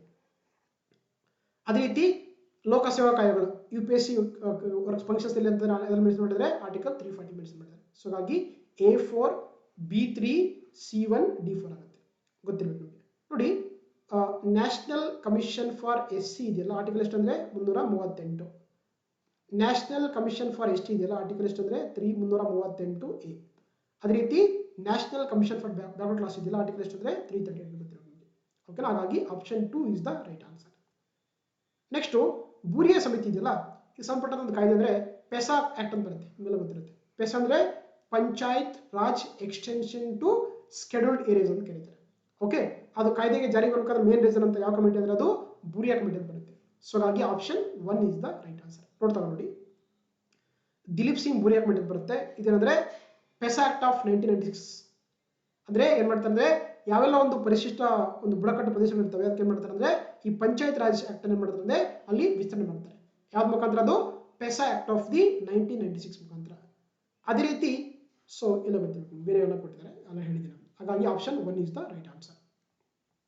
ನೆಕ್ಸ್ಟ್ ನೋಟ್ ತಗೋಣ. ಭಾರತ ಚುನಾವಣೆಯಲ್ಲಿ ನೋಟಾ ಗೊತ್ತಲ್ವಾ, ನನ್ ಆಫ್ ದಿ ಅಬವ್ನ ಯಾವ ವರ್ಷ ಪರಿಚಯ ಮಾಡಿತು ಅಂತಂದ್ರೆ in which year NOTA was introduce in the Indian elections ಅಂದ್ರೆ ಅದು 2003 ಬರುತ್ತೆ. ಹಾಗಾಗಿ ಆಪ್ಷನ್ 2003 ಮಾಡ್ತಾರೆ. ನಮ್ಮ ದೇಶದಲ್ಲಿ ಮೊಟ್ಟ ಮೊದಲ ಬಾರಿಗೆ ಈ ಎಲೆಕ್ಟ್ರಾನಿಕ್ ವೋಟಿಂಗ್ ಮಿಷನ್ಗಳಲ್ಲಿ ನೋಟಾ ಎನ್ನುವಂತ ಒಂದು ಆಪ್ಷನ್ಸ್ ಅನ್ನ ಪರಿಚಯ ಮಾಡ್ತಾರೆ. ಸೊ ಹಾಗಾಗಿ ಅದು ಬಂದದ್ದು 2003. ಸೊ ಹಾಗಾಗಿ option 1 is the right answer. ನೋಡಿ ಇನ್ನೊಂದು ಕ್ವಶನ್ ಅದೇ ತರ ಕೇಳಿದ್ದಾರೆ. NOTA none of the above option was introduce in the Indian election as result ಅಂತ ಕೇಳ್ತಾರೆ. ಅಂದ್ರೆ ಡ್ಯಾಶ್ ನ ಪರಿಣಾಮವಾಗಿ ಭಾರತೀಯ ಚುನಾವಣೆಗಳಲ್ಲಿ ನೋಟಾ ಆಯ್ಕೆಯನ್ನ ಪರಿಚಯಿಸಿದೆ ಅಂತಂದ್ರೆ ಅದು ಯಾವ ಪ್ರಕರಣ ಗೊತ್ತಿರಬೇಕು ನಿಮಗೆಲ್ಲ ಕೂಡ. ಸುಪ್ರೀಂ ಕೋರ್ಟ್ನ 2013 ಏನು ಪ್ರಕರಣ ಇದೆಯಲ್ಲ ಅದರ ಪ್ರಕರಣ ಮುಖಾಂತರ ಏನ್ ಮಾಡ್ತಾರೆ ಅಂದ್ರೆ ನಮ್ಮ ದೇಶದಲ್ಲಿ ಎಲೆಕ್ಟ್ರಾನಿಕ್ ವೋಟಿಂಗ್ ಮಿಷನ್ ಏನ್ ಮಾಡ್ತಾರೆ ಅಂದ್ರೆ ಈ ನೋಟಾ ಆಪ್ಷನ್ಸ್ ಇಡ್ತಾರೆ. ಅದು Supreme court judgment of the 2013 ಅಂತ. ಸೊ ಹಾಗಾಗಿ option 1 is the right answer. ನೋಡಿ ನಮಗೆ ಮೆನ್ಷನ್ ಮಾಡ್ತಾ ಹೋಗ್ತೀನಿ. ನೋಟಾ ಅಂದ್ರೆ ಗೊತ್ತಲ್ವಾ, ನನ್ ಆಫ್ ದಿ ಅಂತ ಕರೀತಾರೆ. ಇದೇನಂತೆ ರೈಟ್ ಟು ರಿಜೆಕ್ಟ್ ಅಂತ ಕರೀತಾರೆ. ಅಂದ್ರೆ ತಿರಸ್ಕಾರ ಮಾಡೋದು ಕೂಡ ಅಂತಂದ್ರೆ ಪ್ರತಿಯೊಬ್ಬ ಮತದಾರನ ಹಕ್ಕು ಅಂತ ಹೇಳ್ತಾರೆ. ಅದಾಗ ಏನ್ ಮಾಡ್ತಾರೆ ಫಸ್ಟ್ ನಮ್ಮ ದೇಶದಲ್ಲಿ 2013 ಅಂತಂದ್ರೆ ಅಸೆಂಬ್ಲಿ ಎಲೆಕ್ಷನ್ಸ್ ಇಂಟ್ರೊಡ್ಯೂಸ್ ಮಾಡ್ತಾರೆ. Chhattisgarh, Mizoram, Rajasthan election first introduce ಮಾಡ್ತಾ ಹೋಗ್ತಾರೆ. ಇಡೀ ದೇಶ ತುಂಬ ಯಾವಾಗ ಅಂತಂದ್ರೆ 2014 ಮಾಡ್ತಾ ಹೋಗ್ತಾರೆ. ಈ ಜಾರಿಗೆ ಬಂದ ಯಾವಾಗ ಅಂದ್ರೆ 2013 under the PUCL versus state of union of India ಕೇಸಲ್ಲಿ ಅಂತಂದ್ರೆ ಸುಪ್ರೀಂ ಕೋರ್ಟ್ ಏನಿರುತ್ತೆ ಇದನ್ನ ಇನ್ಕ್ಲೂಡ್ ಮಾಡಕ್ಕೆ ಅಂತ ಏನ್ ಮಾಡುತ್ತೆ election commission of India suggest ಮಾಡಿದಾಗ ಅವರು 2013 ಫಸ್ಟ್ ಟೈಮ್ ಇಂಟ್ರೊಡ್ಯೂಸ್ ಮಾಡ್ತಾ ಹೋಗ್ತಾರೆ. ಓಕೆನಾ, ಸೊ ಹಾಗಾಗಿ option 1 is the right answer. Next ನೋಡಿ, ಇದು ಐ ಥಿಂಕ್ ಕ್ವಶನ್ ರಿಪೀಟ್ ಆಗಿದೆ ಅನ್ಸುತ್ತೆ ಅಲ್ವಾ. ನೋಡಿ ಇಲ್ಲಿ ಕೊಟ್ಟಿರುವಂತಹ ರಾಜ್ಯಸಭೆಯಲ್ಲಿ ಹೆಚ್ಚಿನ ಪ್ರತಿನಿಧಿ ಕೊಡ್ತಾರೆ. ಕೇರಳ ಇದೆ, ತೆಲಂಗಾಣ ಇದೆ, ರಾಜಸ್ಥಾನ ಇದೆ, ತಮಿಳುನಾಡು ಇದೆ. ಇದ್ರಲ್ಲಿ ಹೈಯೆಸ್ಟ್ ಯಾವ್ದು ಅಂತಂದ್ರೆ ತಮಿಳುನಾಡು ಅಂತಂದ್ರೆ ಆಕ್ಚುಲಿ ಏನ್ ಮಾಡ್ತಾರೆ ರಾಜ್ಯಸಭೆಗೆ ಇಲ್ಲಿ ಕೊಟ್ಟಿರೋ ಸ್ಟೇಟ್ಗಳಲ್ಲಿ ಏನ್ ಮಾಡುತ್ತೆ ತಮಿಳುನಾಡು ರಾಜ್ಯ ಅಂತಂದ್ರೆ ರಾಜ್ಯಸಭೆಗೆ ಅತಿ ಹೆಚ್ಚು ಏನಂತಂದ್ರೆ ರಾಜ್ಯಸಭೆ ಮೆಂಬರ್ಸ್ ಕಳಿಸುತ್ತೆ. ಇಲ್ಲಿ ನೋಡಿ ಅಂತ ಇಲ್ಲಿ ತಮಿಳುನಾಡು ಬಂದು 18 ಇದೆ, ಕೇರಳ ಬಂದು ಎಷ್ಟಿದೆ ನೋಡಿ 9 ಇದೆ, ರಾಜಸ್ಥಾನ ಎಷ್ಟಿದೆ ನೋಡಿ 10 ಇದೆ, ತೆಲಂಗಾಣ ಎಷ್ಟಿದೆ 7 ಇದೆ. ಹೌದಾ, ಹಾಗಾಗಿ ಈ ಕೊಟ್ಟ ರಾಜ್ಯಗಳಲ್ಲಿ ಅಂತಂದ್ರೆ ತಮಿಳುನಾಡು ಏನ್ ಮಾಡುತ್ತಂದ್ರೆ ರಾಜ್ಯಸಭೆಗೆ 18 ಜನರನ್ನ ಏನ್ ಮಾಡುತ್ತೆ ರಾಜ್ಯಸಭೆ ಮೆಂಬರ್ಸ್ ಕಳಿಸುತ್ತೆ. ಹೈಯೆಸ್ಟ್ ಬಂದಾಗ ಉತ್ತರ ಪ್ರದೇಶ್ ಎಷ್ಟು 31 ಅಂತ. ನಮ್ಮ ಕರ್ನಾಟಕ ಬಂದಾಗ 12 ಜನರನ್ನ ಗೊತ್ತಿರಬೇಕು. ಸೊ ಹಾಗಾಗಿ option 4 is the right answer. Next, ಭಾರತ ರಾಷ್ಟ್ರಪತಿಯವರು ಎಷ್ಟು ಜನರನ್ನ ನಾಮನಿರ್ದೇಶನ ಮಾಡ್ತಾರೆ ಅಂತ ಕೇಳ್ತಾರೆ. Very important. ಏನ್ ಮಾಡ್ತಾರೆ ಅಂತ ನೋಡಿ. ಸೊ ರಾಷ್ಟ್ರಪತಿ ಏನ್ ಮಾಡ್ತಾರೆ ಆಕ್ಚುಲಿ ರಾಜ್ಯಸಭೆಗೆ 12 ಜನ ಸದಸ್ಯರು ಏನ್ ಮಾಡ್ತಾರೆ ಅವರು ನಾಮಿನೇಷನ್ ಮಾಡ್ತಾರೆ. ಯಾವ ಕ್ಷೇತ್ರದಿಂದ? ಕಲೆ, ಆರ್ಟ್ಸ್, ಸಾಹಿತ್ಯ, ಲಿಟರೇಚರ್, ಸಮಾಜ ಸೇವೆ, ಸೋಷಿಯಲ್ ಸರ್ವಿಸ್ ಮತ್ತೆ ಸೈನ್ಸ್, ವಿಜ್ಞಾನ ಕ್ಷೇತ್ರದಿಂದ ಯಾರನ್ನ ಇದರಲ್ಲಿ ಸಾಧನೆ ಮಾಡಿರ್ತಾರೆ ಏನ್ ಮಾಡ್ತಾರೆ 4 ಕ್ಷೇತ್ರಗಳಿಂದ ಅವರಿಗೆ 12 ಜನರು ಮಾಡ್ತಾರೆ. ಪ್ರತಿ ರಾಜ್ಯಸಭೆಗೆ ಏನ್ ಮಾಡ್ತಾರೆ ಇವರು ನಾಮನಿರ್ದೇಶನ ಮಾಡ್ತಾ ಹೋಗ್ತಾರೆ. ಓಕೆನಾ, ಸೊ ಹಾಗಾಗಿ option C is the right answer ಆಗುತ್ತೆ. ರೀಸೆಂಟ್ ಆಗಿ ನಮ್ಗೆ ಬಂದಾಗ ಸುಧಾಮೂರ್ತಿ ಆಗಿರ್ಬೋದು, ವೀರೇಂದ್ರ ಹೆಗ್ಡೆ ಆಗಿರ್ಬೋದು, PT ಉಷಾ ಆಗಿರ್ಬೋದು, ಎಲ್ಲರೂ ಏನು ಮಾಡಿದ್ದಾರೆ ಆಕ್ಚುಲಿ ರಾಜ್ಯಸಭೆಗೆ ನಾಮನಿರ್ದೇಶನವಾಗಿರುವಂತಹ ಸದಸ್ಯರಾಗಿದ್ದಾರೆ. ಓಕೆನಾ, ಹಾಗಾಗಿ option C is the right answer. Next ನೋಡ್ತಗೋಣ, ರಾಜ್ಯಪಾಲರ ಕಚೇರಿಗೆ ಸಂಬಂಧಪಟ್ಟಂತೆ ತಪ್ಪು ಹೇಳಿಕೆ ಕೊಟ್ಟಿದ್ದಾರೆ. Find out the wrong statement with regard to the office of government ನೋಡ್ತಗೋಣ. ರಾಜ್ಯಪಾಲರು ರಾಜ್ಯ ಶಾಸಕಾಂಗದ ಭಾಗವನ್ನು ಕೊಟ್ಟಿದ್ದಾರೆ. ನೋಡಿ ನಿಮಗೆ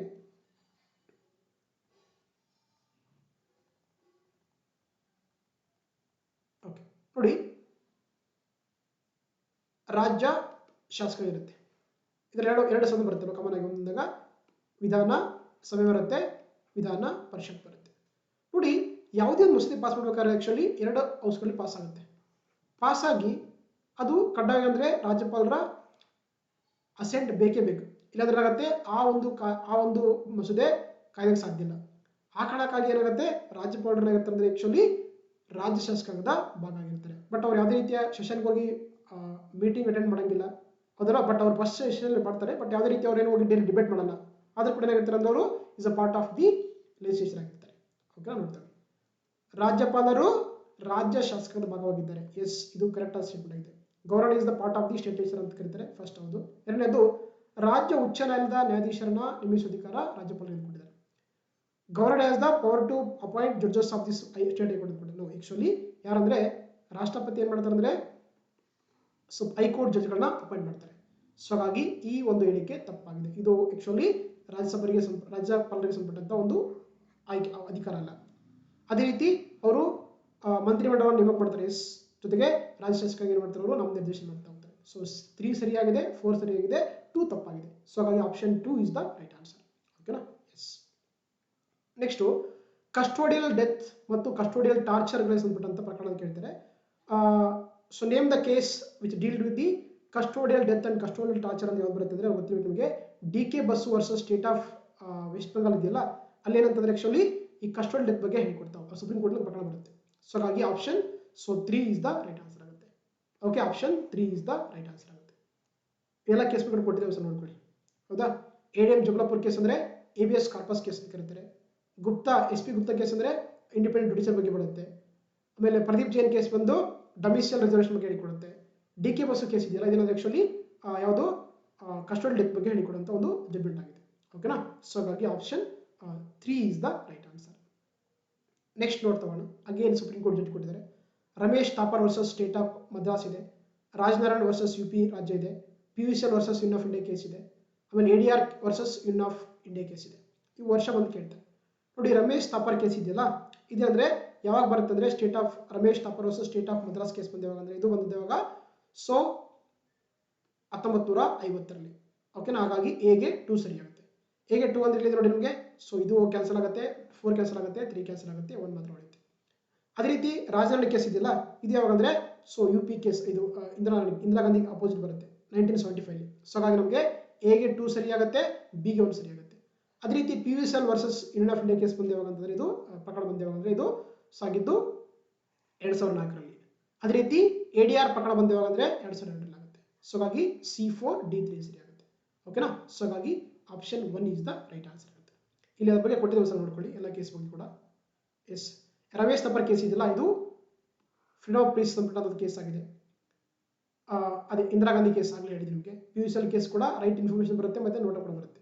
ಆಮೇಲೆ ADR ಕೇಸ್ ಬಂದಾಗ ಕ್ಯಾಂಡಿಡೇಟ್ ಡಿಸ್ಕ್ಲೋಸರ್ ಕೇಸ್ ಇದೆ 2002ರಲ್ಲಿ. ಅದೇ ರೀತಿ ಎಲೆಕ್ಟ್ರಲ್ ಬಾಂಡ್ ಸ್ಕೀಮ್ ಕೇಸ್ ಕೂಡ ಇರುತ್ತೆ 2018ರಲ್ಲಿ. ಎರಡು ಕೂಡ ಸಂಬಂಧಪಟ್ಟದ್ದು ADR ಆಗಿದೆ.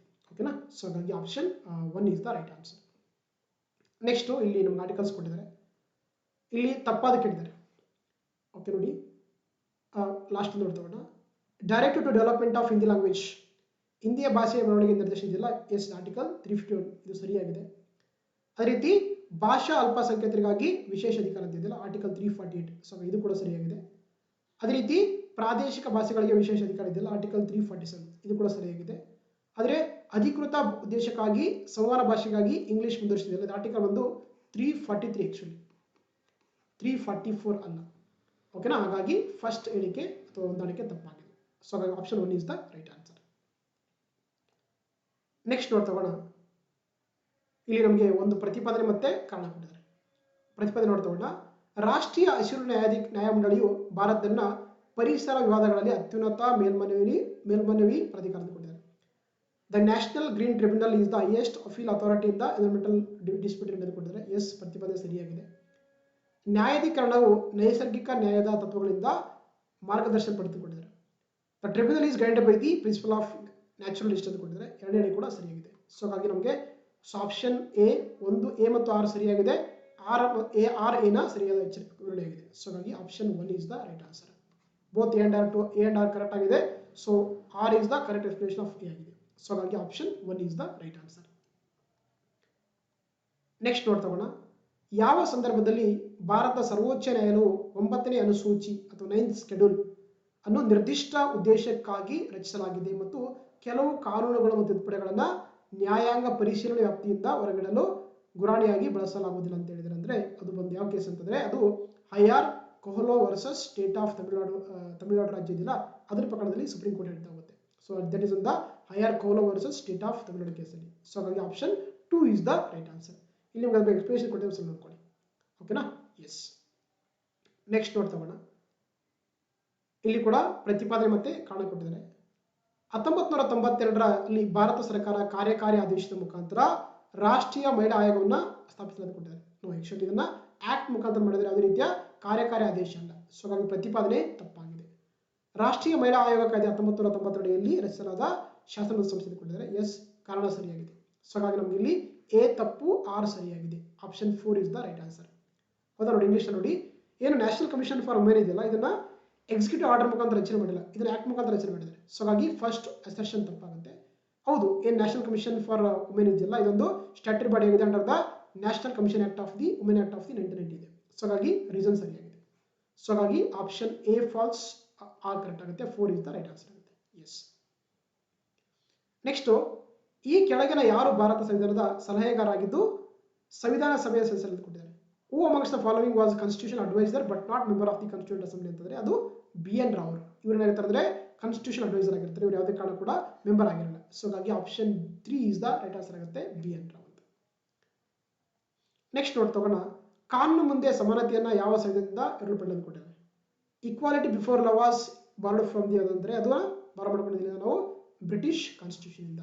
ಗೊತ್ತಿರಲಿ, ಈಕ್ವಾಲಿಟಿ ಬಿಫೋರ್ ಲಾ ಇದೆಯಲ್ಲ ಇದನ್ನು ತಗೊಂಡಿದ್ದೀನಿ ಅಂತಂದ್ರೆ it is border from the British constitution ಆಗಿದೆ. ಅದೇ ರೀತಿ ಈಕ್ವಲ್ ಪ್ರೊಟೆಕ್ಷನ್ ಆಫ್ ಲಾ ಇದೆಯಲ್ಲ ಇದನ್ನು ಬಾರ ಮಾಡ್ಕೊಂಡಿದ್ದೀನಿ ಅಂದ್ರೆ ಅಮೆರಿಕನ್ ಕಾನ್ಸ್ಟಿಟ್ಯೂಷನ್ ಆಗಿದೆ. ಸೊ ಇಲ್ಲಿ ಬಂದಾಗ ನಮಗೆ option 3 British constitution is the right answer ಆಗುತ್ತೆ. ಓಕೆನಾ? ಇದೆ ಅಂದ್ರೆ ಆರ್ಟಿಕಲ್ 14 ಬರುತ್ತದಾಗಿದೆ under the fundamental rights in the part 3 of the Indian constitution. Yes. Next ನೋಡ್ತಗೋಣ. ನಿಲುವಳಿ ಸೂಚನೆಗೆ ಸಂಬಂಧಪಟ್ಟಂತೆ ಕೆಳಗಿನ ಹೇಳಿಕೆಗಳಲ್ಲಿ ಯಾವ ಸರಿಯಾಗಿ ಕೊಟ್ಟಿದ್ದಾರೆ. Which of the following statements are correct regarding the adjournment motion ಅಂತ ಕೊಟ್ಟಿದ್ದಾರೆ. ನೋಡ್ತಗೋಣ. ಇದರ ಮಂಡನೆಗೆ 100ಕ್ಕಿಂತ ಕಡಿಮೆ ಇಲ್ಲದಷ್ಟು ಅಂತ ಕೊಟ್ಟಿದ್ದಾರೆ. ನೋಡಿ, ಯಾವುದೇ ಅಡ್ಜಾರ್ಮೆಂಟ್ ಮೋಷನ್ ಮಾಡಬೇಕಾದ್ರೆ ಅಟ್ಲೀಸ್ಟ್ 50 ಮೆಂಬರ್ಸ್ ಏನಂದ್ರೆ ಅದಕ್ಕೆ ಬೆಂಬಲ ಕೊಡಬೇಕಾಗುತ್ತೆ. ಸೊ ಫಸ್ಟ್ ಹೇಳಿಕೆ ತಪ್ಪಾಗಿದೆ. ಓಕೆನಾ? ಎರಡನೇದು, ಇದು ಒಂದು ನಿರ್ದಿಷ್ಟ ತುರ್ತು ಮತ್ತು ಸಾರ್ವಜನಿಕ ಮಹತ್ವದ ಪ್ರಶ್ನೆಯಿಂದ ಎತ್ತಬೇಕಂತ ಕೊಟ್ಟಿದ್ದಾರೆ. ಎಸ್, ಇದು ಸರಿಯಾಗಿದೆ. ಮೂರನೇದು, ಇದು ಒಂದಕ್ಕಿಂತ ಹೆಚ್ಚು ವಿಷಯಗಳನ್ನ ಪ್ರಸ್ತಾಪಕ್ಕೆ ಒಳಗೊಳ್ಳುವಂತಿಲ್ಲ ಅಂತ ಕೊಟ್ಟಿದ್ದಾರೆ. ಎಸ್, ಇದು ಕೂಡ ಸರಿಯಾಗಿದೆ. ಇದು ನ್ಯಾಯಾಲಯದ ತೀರ್ಪಿಗೆ ಒಳಪಟ್ಟಿರುವ ಯಾವುದೇ ವಿಷಯದೊಂದಿಗೆ ವ್ಯವಹಾರ ಮಾಡಂಗಿರಂಗಿಲ್ಲ, ಅದು ಕೂಡ ಕರೆಕ್ಟ್ ಆಗಿದೆ. ಸೊ ಹಾಗಾಗಿ ನಮಗೆ ಆಪ್ಷನ್ ಬಂದು BCD ಇಲ್ಲಿದೆ ನೋಡಿ. Option 4 is the right answer ಆಗುತ್ತೆ. Okay, option 4 is the right answer ಆಗುತ್ತೆ. ಫಸ್ಟ್ ಹೇಳಿಕೆ ತಪ್ಪಾಗುತ್ತೆ. ಓಕೆನಾ? ಎಸ್. ನೆಕ್ಸ್ಟ್ ನೋಡ್ತಗೋಣ. ಭಾರತ ಸಂವಿಧಾನದ 243D ವಿಧಿಯು ನಿರೂಪಿಸಿಕೊಂಡಿದ್ದಾರೆ. Article 243D of Indian constitution ಏನಂತಂದ್ರೆ ಇದೇನಿರುತ್ತೆ, ಪಂಚಾಯತಿಗಳಲ್ಲಿ ಮೀಸಲಾತಿ ಬಗ್ಗೆ ಕೊಡುತ್ತೆ. ಆರ್ಟಿಕಲ್ 243D ಅಂತ. ಸೊ ಹಾಗಾಗಿ option 2 is the right answer ಆಗುತ್ತೆ. ನೋಡಿ, ಸೊ ಆರ್ಟಿಕಲ್ 243 ಇದೆಯಲ್ಲ ಇದು reservation of seats in the panchayat. 243I state finance commission ಅಥವಾ ರಾಜ್ಯ ಹಣಕಾಸು ಆಯೋಗ. 243K ಸ್ಟೇಟ್ ಎಲೆಕ್ಷನ್ ಕಮಿಷನ್ ಅಥವಾ ರಾಜ್ಯ ಚುನಾವಣೆ ಆಯೋಗ. 243A ಗ್ರಾಮ ಸಭಾ. 243G ಅದರ ಅಧಿಕಾರಿಗಳು ಕೊಡುತ್ತೆ. ಓಕೆನಾ? ಸೊ ಹಾಗಾಗಿ option 2 is the right answer. Next, ಭಾರತದಲ್ಲಿ ಸಂಸದೀಯ ಸ್ವರೂಪದ ಸರ್ಕಾರವು ಈ ಕೆಳಗಿನವುಗಳಲ್ಲಿ ಯಾವುದರ ಉಪಸ್ಥಿತಿಯಿಂದ ಬಲಗೊಳ್ಳುತ್ತದೆ ಅಂತ ಕೊಟ್ಟಿದ್ದಾರೆ. The parliamentary form of the government in India is strengthened by the presence of ಅಂತಂದ್ರೆ ಮಂತ್ರಿಮಂಡಲವು ಲೋಕಸಭೆಗೆ ಉತ್ತರದಾಯಿಯಾಗಿರುತ್ತದೆ. The council of minister is accountable to the Lok Sabha ಇದೆಯಲ್ಲ ಇದು ಒಂದೇನಾಗುತ್ತೆ ಅಂದ್ರೆ ಸೊ ಈ ಒಂದು ಪಾರ್ಲಿಮೆಂಟರಿ ಫಾರ್ಮ್ ಅನ್ನು ಸ್ಟ್ರೆಂಥನ್ ಮಾಡುತ್ತದೆ. ಸೊ ಹಾಗಾಗಿ option 4 is the right answer ಆಗುತ್ತೆ. ಓಕೆನಾ? ಎಸ್. ನೆಕ್ಸ್ಟ್, 2023ರಲ್ಲಿ ಮಸೂದೆಗಳಿಗೆ ಒಪ್ಪಿಗೆ ನೀಡುವಲ್ಲಿ ರಾಜ್ಯಪಾಲರು ಅನಗತ್ಯ ವಿಳಂಬ ಮಾಡೋದನ್ನ ಟೀಕಿಸಲು ಸುಪ್ರೀಂ ಕೋರ್ಟ್ ಯಾವ ಸಾಂವಿಧಾನಿಕ ಅನುಚ್ಛೇದವನ್ನು ಬಳಸಿದೆ ಅಂತಂದ್ರೆ ಅದು ಆರ್ಟಿಕಲ್ ನೋಡಿ ಸ್ವಲ್ಪ ಕ್ವಶನ್ ಇದಿದೆ ಆಕ್ಚುಲಿ ಹೌದಾ ನೋಡಿ ಏನಿದ್ರೆ so in 2023 which constitutional article was invoked by the Supreme Court to criticize under delay by the governor in the granting assent to the bills ಅಂದ್ರೆ ಆರ್ಟಿಕಲ್ 200 ಇದೆಯಲ್ಲ ಇದರ ಪ್ರಕಾರ ರಾಜ್ಯಪಾಲರು ಯಾವುದೇ ಬಿಲ್ಗಳನ್ನ ಪಾಸ್ ಮಾಡಿದ್ರೆ ಅವರು ಆಕ್ಚುಲಿ ಅಸೆಂಟ್ ಕೊಡುವಂತ ಅಧಿಕಾರ ಇರೋದು ಆರ್ಟಿಕಲ್ 200 ಅಲ್ಲಿ ಅದನ್ನ ಯೂಸ್ ಮಾಡ್ತಾ ಹೋಗುತ್ತೆ ಸೊ ಹಾಗಾಗಿ option 3 is the right answer ಆಗುತ್ತೆ ಇಲ್ಲಿ ನಿಮಗೆ ಅದರ ಬಗ್ಗೆ ಎಲ್ಲ ಆರ್ಟಿಕಲ್ಸ್ ಕೊಟ್ಟಿದ್ದೀವಿ ಸೊ ಆರ್ಟಿಕಲ್ 111 ಅಂದ್ರೆ president assent to the bills ಇದೆ ಆರ್ಟಿಕಲ್ 200 ಅಂದ್ರೆ ರಾಜ್ಯಪಾಲರ ಒಂದು ಅಸೆಂಟ್ ಟು ದಿ ಬಿಲ್ಸ್ ಇದೆ 201 ಅಂದ್ರೆ ರಾಜ್ಯಪಾಲರು ರಾಷ್ಟ್ರಪತಿಗೋಸ್ಕರ ಬಿಲ್ಗಳನ್ನ ರಿಸರ್ವ್ ಮಾಡಬಹುದು 123 ಅಂದ್ರೆ ಆರ್ಡಿನೆನ್ಸ್ ಸುಗ್ರೀವಾಜ್ಞೆ 213 ಅಂತಂದ್ರೆ saver union territory administrate by the president of India through administration ಅಂತ ಕರೀತಾರೆ ಓಕೆ ಸೊ ಹಾಗಾಗಿ option so 3 is the right answer ಆಗುತ್ತೆ ನೆಕ್ಸ್ಟ್ ಅಂತರರಾಜ್ಯ ಮಂಡಳಿಯನ್ನ ಯಾವ ಅನುಚ್ಛೇದ ಅಡಿಯಲ್ಲಿ ಸ್ಥಾಪನೆ ಕೊಟ್ಟಿದ್ದಾರೆ inter state council was established under article ಅಂತಂದ್ರೆ ಅದು ಆರ್ಟಿಕಲ್ ಎಷ್ಟು 263 ಆಗಿದೆ ಯಾವ ಕಮಿಷನ್ ಅಂತ ಹೇಳಿ ಆಲ್ರೆಡಿ ಡಿಸ್ಕಸ್ ಮಾಡಿದ್ವಾ ಸರ್ಕಾರಿಯ ಕಮಿಷನ್ ಆಯೋಗದ ಅಡಿಯಲ್ಲಿ ಏನು ಮಾಡ್ತಾರೆ ಶಿಫಾರಸು ಮುಖಾಂತರ ಏನು ಮಾಡ್ತಾರೆ ಅಂದ್ರೆ ಇದನ್ನು ಮಾಡ್ತಾರೆ ಅಂಡರ್ ಆರ್ಟಿಕಲ್ 263 ಅಡಿಯಲ್ಲಿ ಮಾಡ್ತಾರೆ ಇದರ ಅಧ್ಯಕ್ಷರಾಗಿರ್ತಾರೆ ನಮ್ಮ ದೇಶದ ಪ್ರಧಾನಮಂತ್ರಿಗಳು ಓಕೆನಾ ಸೊ ಗೊತ್ತಿರಲಿ ಆರ್ಟಿಕಲ್ 228 ಅಂದ್ರೆ ಫೈನಾನ್ಸ್ ಕಮಿಷನ್ ಹಣಕಾಸು ಆಯೋಗ 256 ಅಂದ್ರೆ ಪ್ರೆಸಿಡೆಂಟ್ ರೂಲ್ ಅಂತ ಗೊತ್ತಿರಬೇಕು ನಿಮಗೆ ಓಕೆ ಹಾಗಾಗಿ option 2 is the right answer next ಇದು ಆಲ್ರೆಡಿ ರಿಪೀಟ್ ಮಾಡಿದ್ದೀನಿ ಹೌದಾ ನೋಟ ಬಂದು 2013ರಲ್ಲಿ supreme court judgement yes next ನೋಟ್ ತಗೋಣ ಇಲ್ಲಿ ಕೂಡ ಒಂದು ಪ್ರತಿಪಾದನೆ ಕೊಟ್ಟಿದ್ದಾರೆ ಕಾರಣ ಕೊಟ್ಟಿದ್ದಾರೆ ಅಲ್ಪಸಂಖ್ಯಾತರ ಸಂವಿಧಾನಾತ್ಮಕ ಹಕ್ಕುಗಳನ್ನು ಕಾಪಾಡಲು ರಾಷ್ಟ್ರೀಯ ಅಲ್ಪಸಂಖ್ಯಾತರ ಆಯೋಗವನ್ನು ರಚಿಸಲಾಗಿದೆ ಎಸ್ ಫಸ್ಟ್ ಪ್ರತಿಪಾದನೆ ಸರಿಯಾಗಿದೆ ಆಯೋಗವು ಅಲ್ಪಸಂಖ್ಯಾತರ ಕಲ್ಯಾಣಕ್ಕೆ ಸಂಬಂಧಪಟ್ಟ ನೀತಿಗಳನ್ನ ನೇರವಾಗಿ ಅನುಷ್ಠಾನಗೊಳಿಸಂಗಿಲ್ಲ ಬರೀ ಏನ್ ಮಾಡುತ್ತೆ ಸರ್ಕಾರಕ್ಕೆ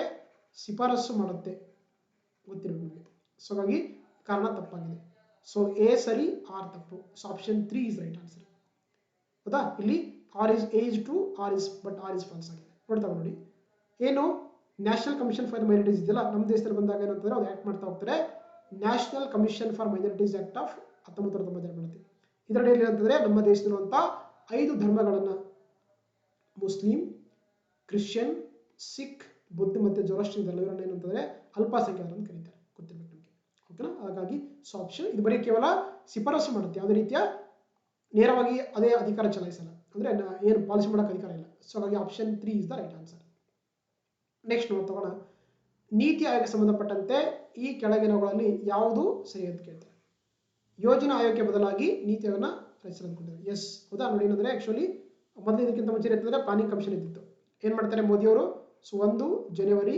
2015ಕ್ಕೆ ಏನ್ ಮಾಡ್ತಾರೆ ಅಂತ ತೆಗೆದಾಕಿ ನೀತಿ ಆಯೋಗ ಮಾಡ್ತಾರೆ ಸೊ ಹಾಗಾಗಿ ಫಸ್ಟ್ ಸ್ಟೇಟ್ಮೆಂಟ್ ಸರಿಯಾಗಿದೆ ನೀತಿ ಆಯೋಗವು ಯೋಜನಾ ಆಯೋಗದ ಮುಂದುವರಿಕೆ ಅಂತ ಕೊಟ್ಟಿದ್ದಾರೆ ಅಲ್ಲ ಅದು ಸ್ಟಾಪ್ ಆಗಿ ಸಪರೇಟ್ ಹೊಸದಾಗಿದೆ ಸೊ ಇದು ಕೂಡ ಬಿ ತಪ್ಪಾಗುತ್ತೆ ನೀತಿ ಆಯೋಗ ಸರ್ಕಾರದ ಒಂದು ಚಿಂತಕರ ಚಾವಡಿ ಅಂತ ಕೊಟ್ಟಿದ್ದಾರೆ ಎಸ್ ಇದೊಂದು ಥಿಂಕ್ ಟ್ಯಾಂಕ್ ಆಫ್ ಗವರ್ಮೆಂಟ್ ಆಗಿದೆ ಕರೆಕ್ಟ್ ರಾಷ್ಟ್ರಪತಿಗಳು ನೀತಿ ಆಯೋಗದ ಅಧ್ಯಕ್ಷ ಅಂತ ಕೊಟ್ಟಿದ್ದಾರೆ ಹೌದಾ ನೀತಿ ಆಯೋಗದ ಅಧ್ಯಕ್ಷ ಯಾರಾಗ್ತಾರೆ ಅಂದ್ರೆ ನಮ್ಮ ದೇಶದ ಪ್ರೈಮ್ ಮಿನಿಸ್ಟರ್ ಆಗ್ತಾರೆ ರಾಷ್ಟ್ರಪತಿಗಳಲ್ಲ ಸೊ ಹಾಗಾಗಿ ಡಿ ತಪ್ಪಾಗುತ್ತೆ ಸೊ ಹಾಗಾಗಿ ಎ ಸೇರಿದೆ ನೋಡಿ ಆಪ್ಷನ್ 3 ಎ ಮತ್ತು ಸಿ ಮಾತ್ರ ಸರಿಯಾಗಿದೆ ಓಕೆನಾ ಎಸ್ ನೆಕ್ಸ್ಟ್ ಕರ್ನಾಟಕದಲ್ಲಿ ಶಿಕ್ಷಣ ಹಕ್ಕು ಕಾಯ್ದೆ ಅಥವಾ ರೈಟ್ ಟು ಎಜುಕೇಶನ್ ಅಡಿಯಲ್ಲಿ ಖಾಸಗಿ ಶಾಲೆಯಲ್ಲಿ ವಿದ್ಯಾರ್ಥಿ ದಾಖಲಾತಿ ಪಡೆಯಲು ಆತನ ಕುಟುಂಬದ ಗರಿಷ್ಠ ವಾರ್ಷಿಕ ಆದಾಯ ಮಿತಿ ಎಷ್ಟಿರಬೇಕಂತಂದ್ರೆ ಸೊ ಎಷ್ಟಿರಬೇಕಂದ್ರೆ 3.5 ಲಕ್ಷ ಇರಬೇಕಂತ ಸೊ ಹಾಗಾಗಿ option 3 is the right answer ಆಗುತ್ತೆ ಹೌದಾ ಆರ್.ಟಿ ಗೊತ್ತಿಲ್ಲ ಆರ್.ಟಿ ಜಾರಿ ಬಂದಾಗ ಅಂದ್ರೆ 2009ರಲ್ಲಿ ರೈಟ್ ಟು ಎಜುಕೇಶನ್ ಕರೀತಾರೆ ಓಕೆ ಹಾಗಾಗಿ option 3 is the right answer ಆಗುತ್ತೆ ಓಕೆ ಇದಿಷ್ಟು ಅಂದ್ರೆ ಸುಮಾರು 70+ ಕ್ವೆಶ್ಚನ್ಗಳನ್ನ ಹಿಂದೆ ಕೇಳಿದಂತ ಕೆ ಎಕ್ಸಾಮ್ ಕೇಳಿದ ಪ್ರಶ್ನೆಗಳು ಡೀಟೇಲ್ ಆಗಿ ಡಿಸ್ಕಸ್ ಮಾಡಿದ್ದೀನಿ ಸೊ ಈ ಒಂದು ಕ್ಲಾಸ್ ನಿಮಗೆ ಇಷ್ಟ ಆಗಿದೆ ದಯವಿಟ್ಟು ನನ್ನ ಚಾನಲ್ ಸಬ್ಸ್ಕ್ರೈಬ್ ಮಾಡಿ ನಿಮ್ಮ ಫ್ರೆಂಡ್ಸ್ಗೆ ಶೇರ್ ಮಾಡಿ ಏನೇ ಡೌಟ್ಸ್ ಇದ್ರೂ ಕೂಡ ಕಮೆಂಟ್ ಬಾಕ್ಸಲ್ಲಿ ಕಮೆಂಟ್ ಮಾಡಿ ಓಕೆ ಮತ್ತೆ ಮುಂದೆ ಕ್ಲಾಸ್ ಸಿಗ್ತಾವಣ ಥ್ಯಾಂಕ್ ಯು ಎಸ್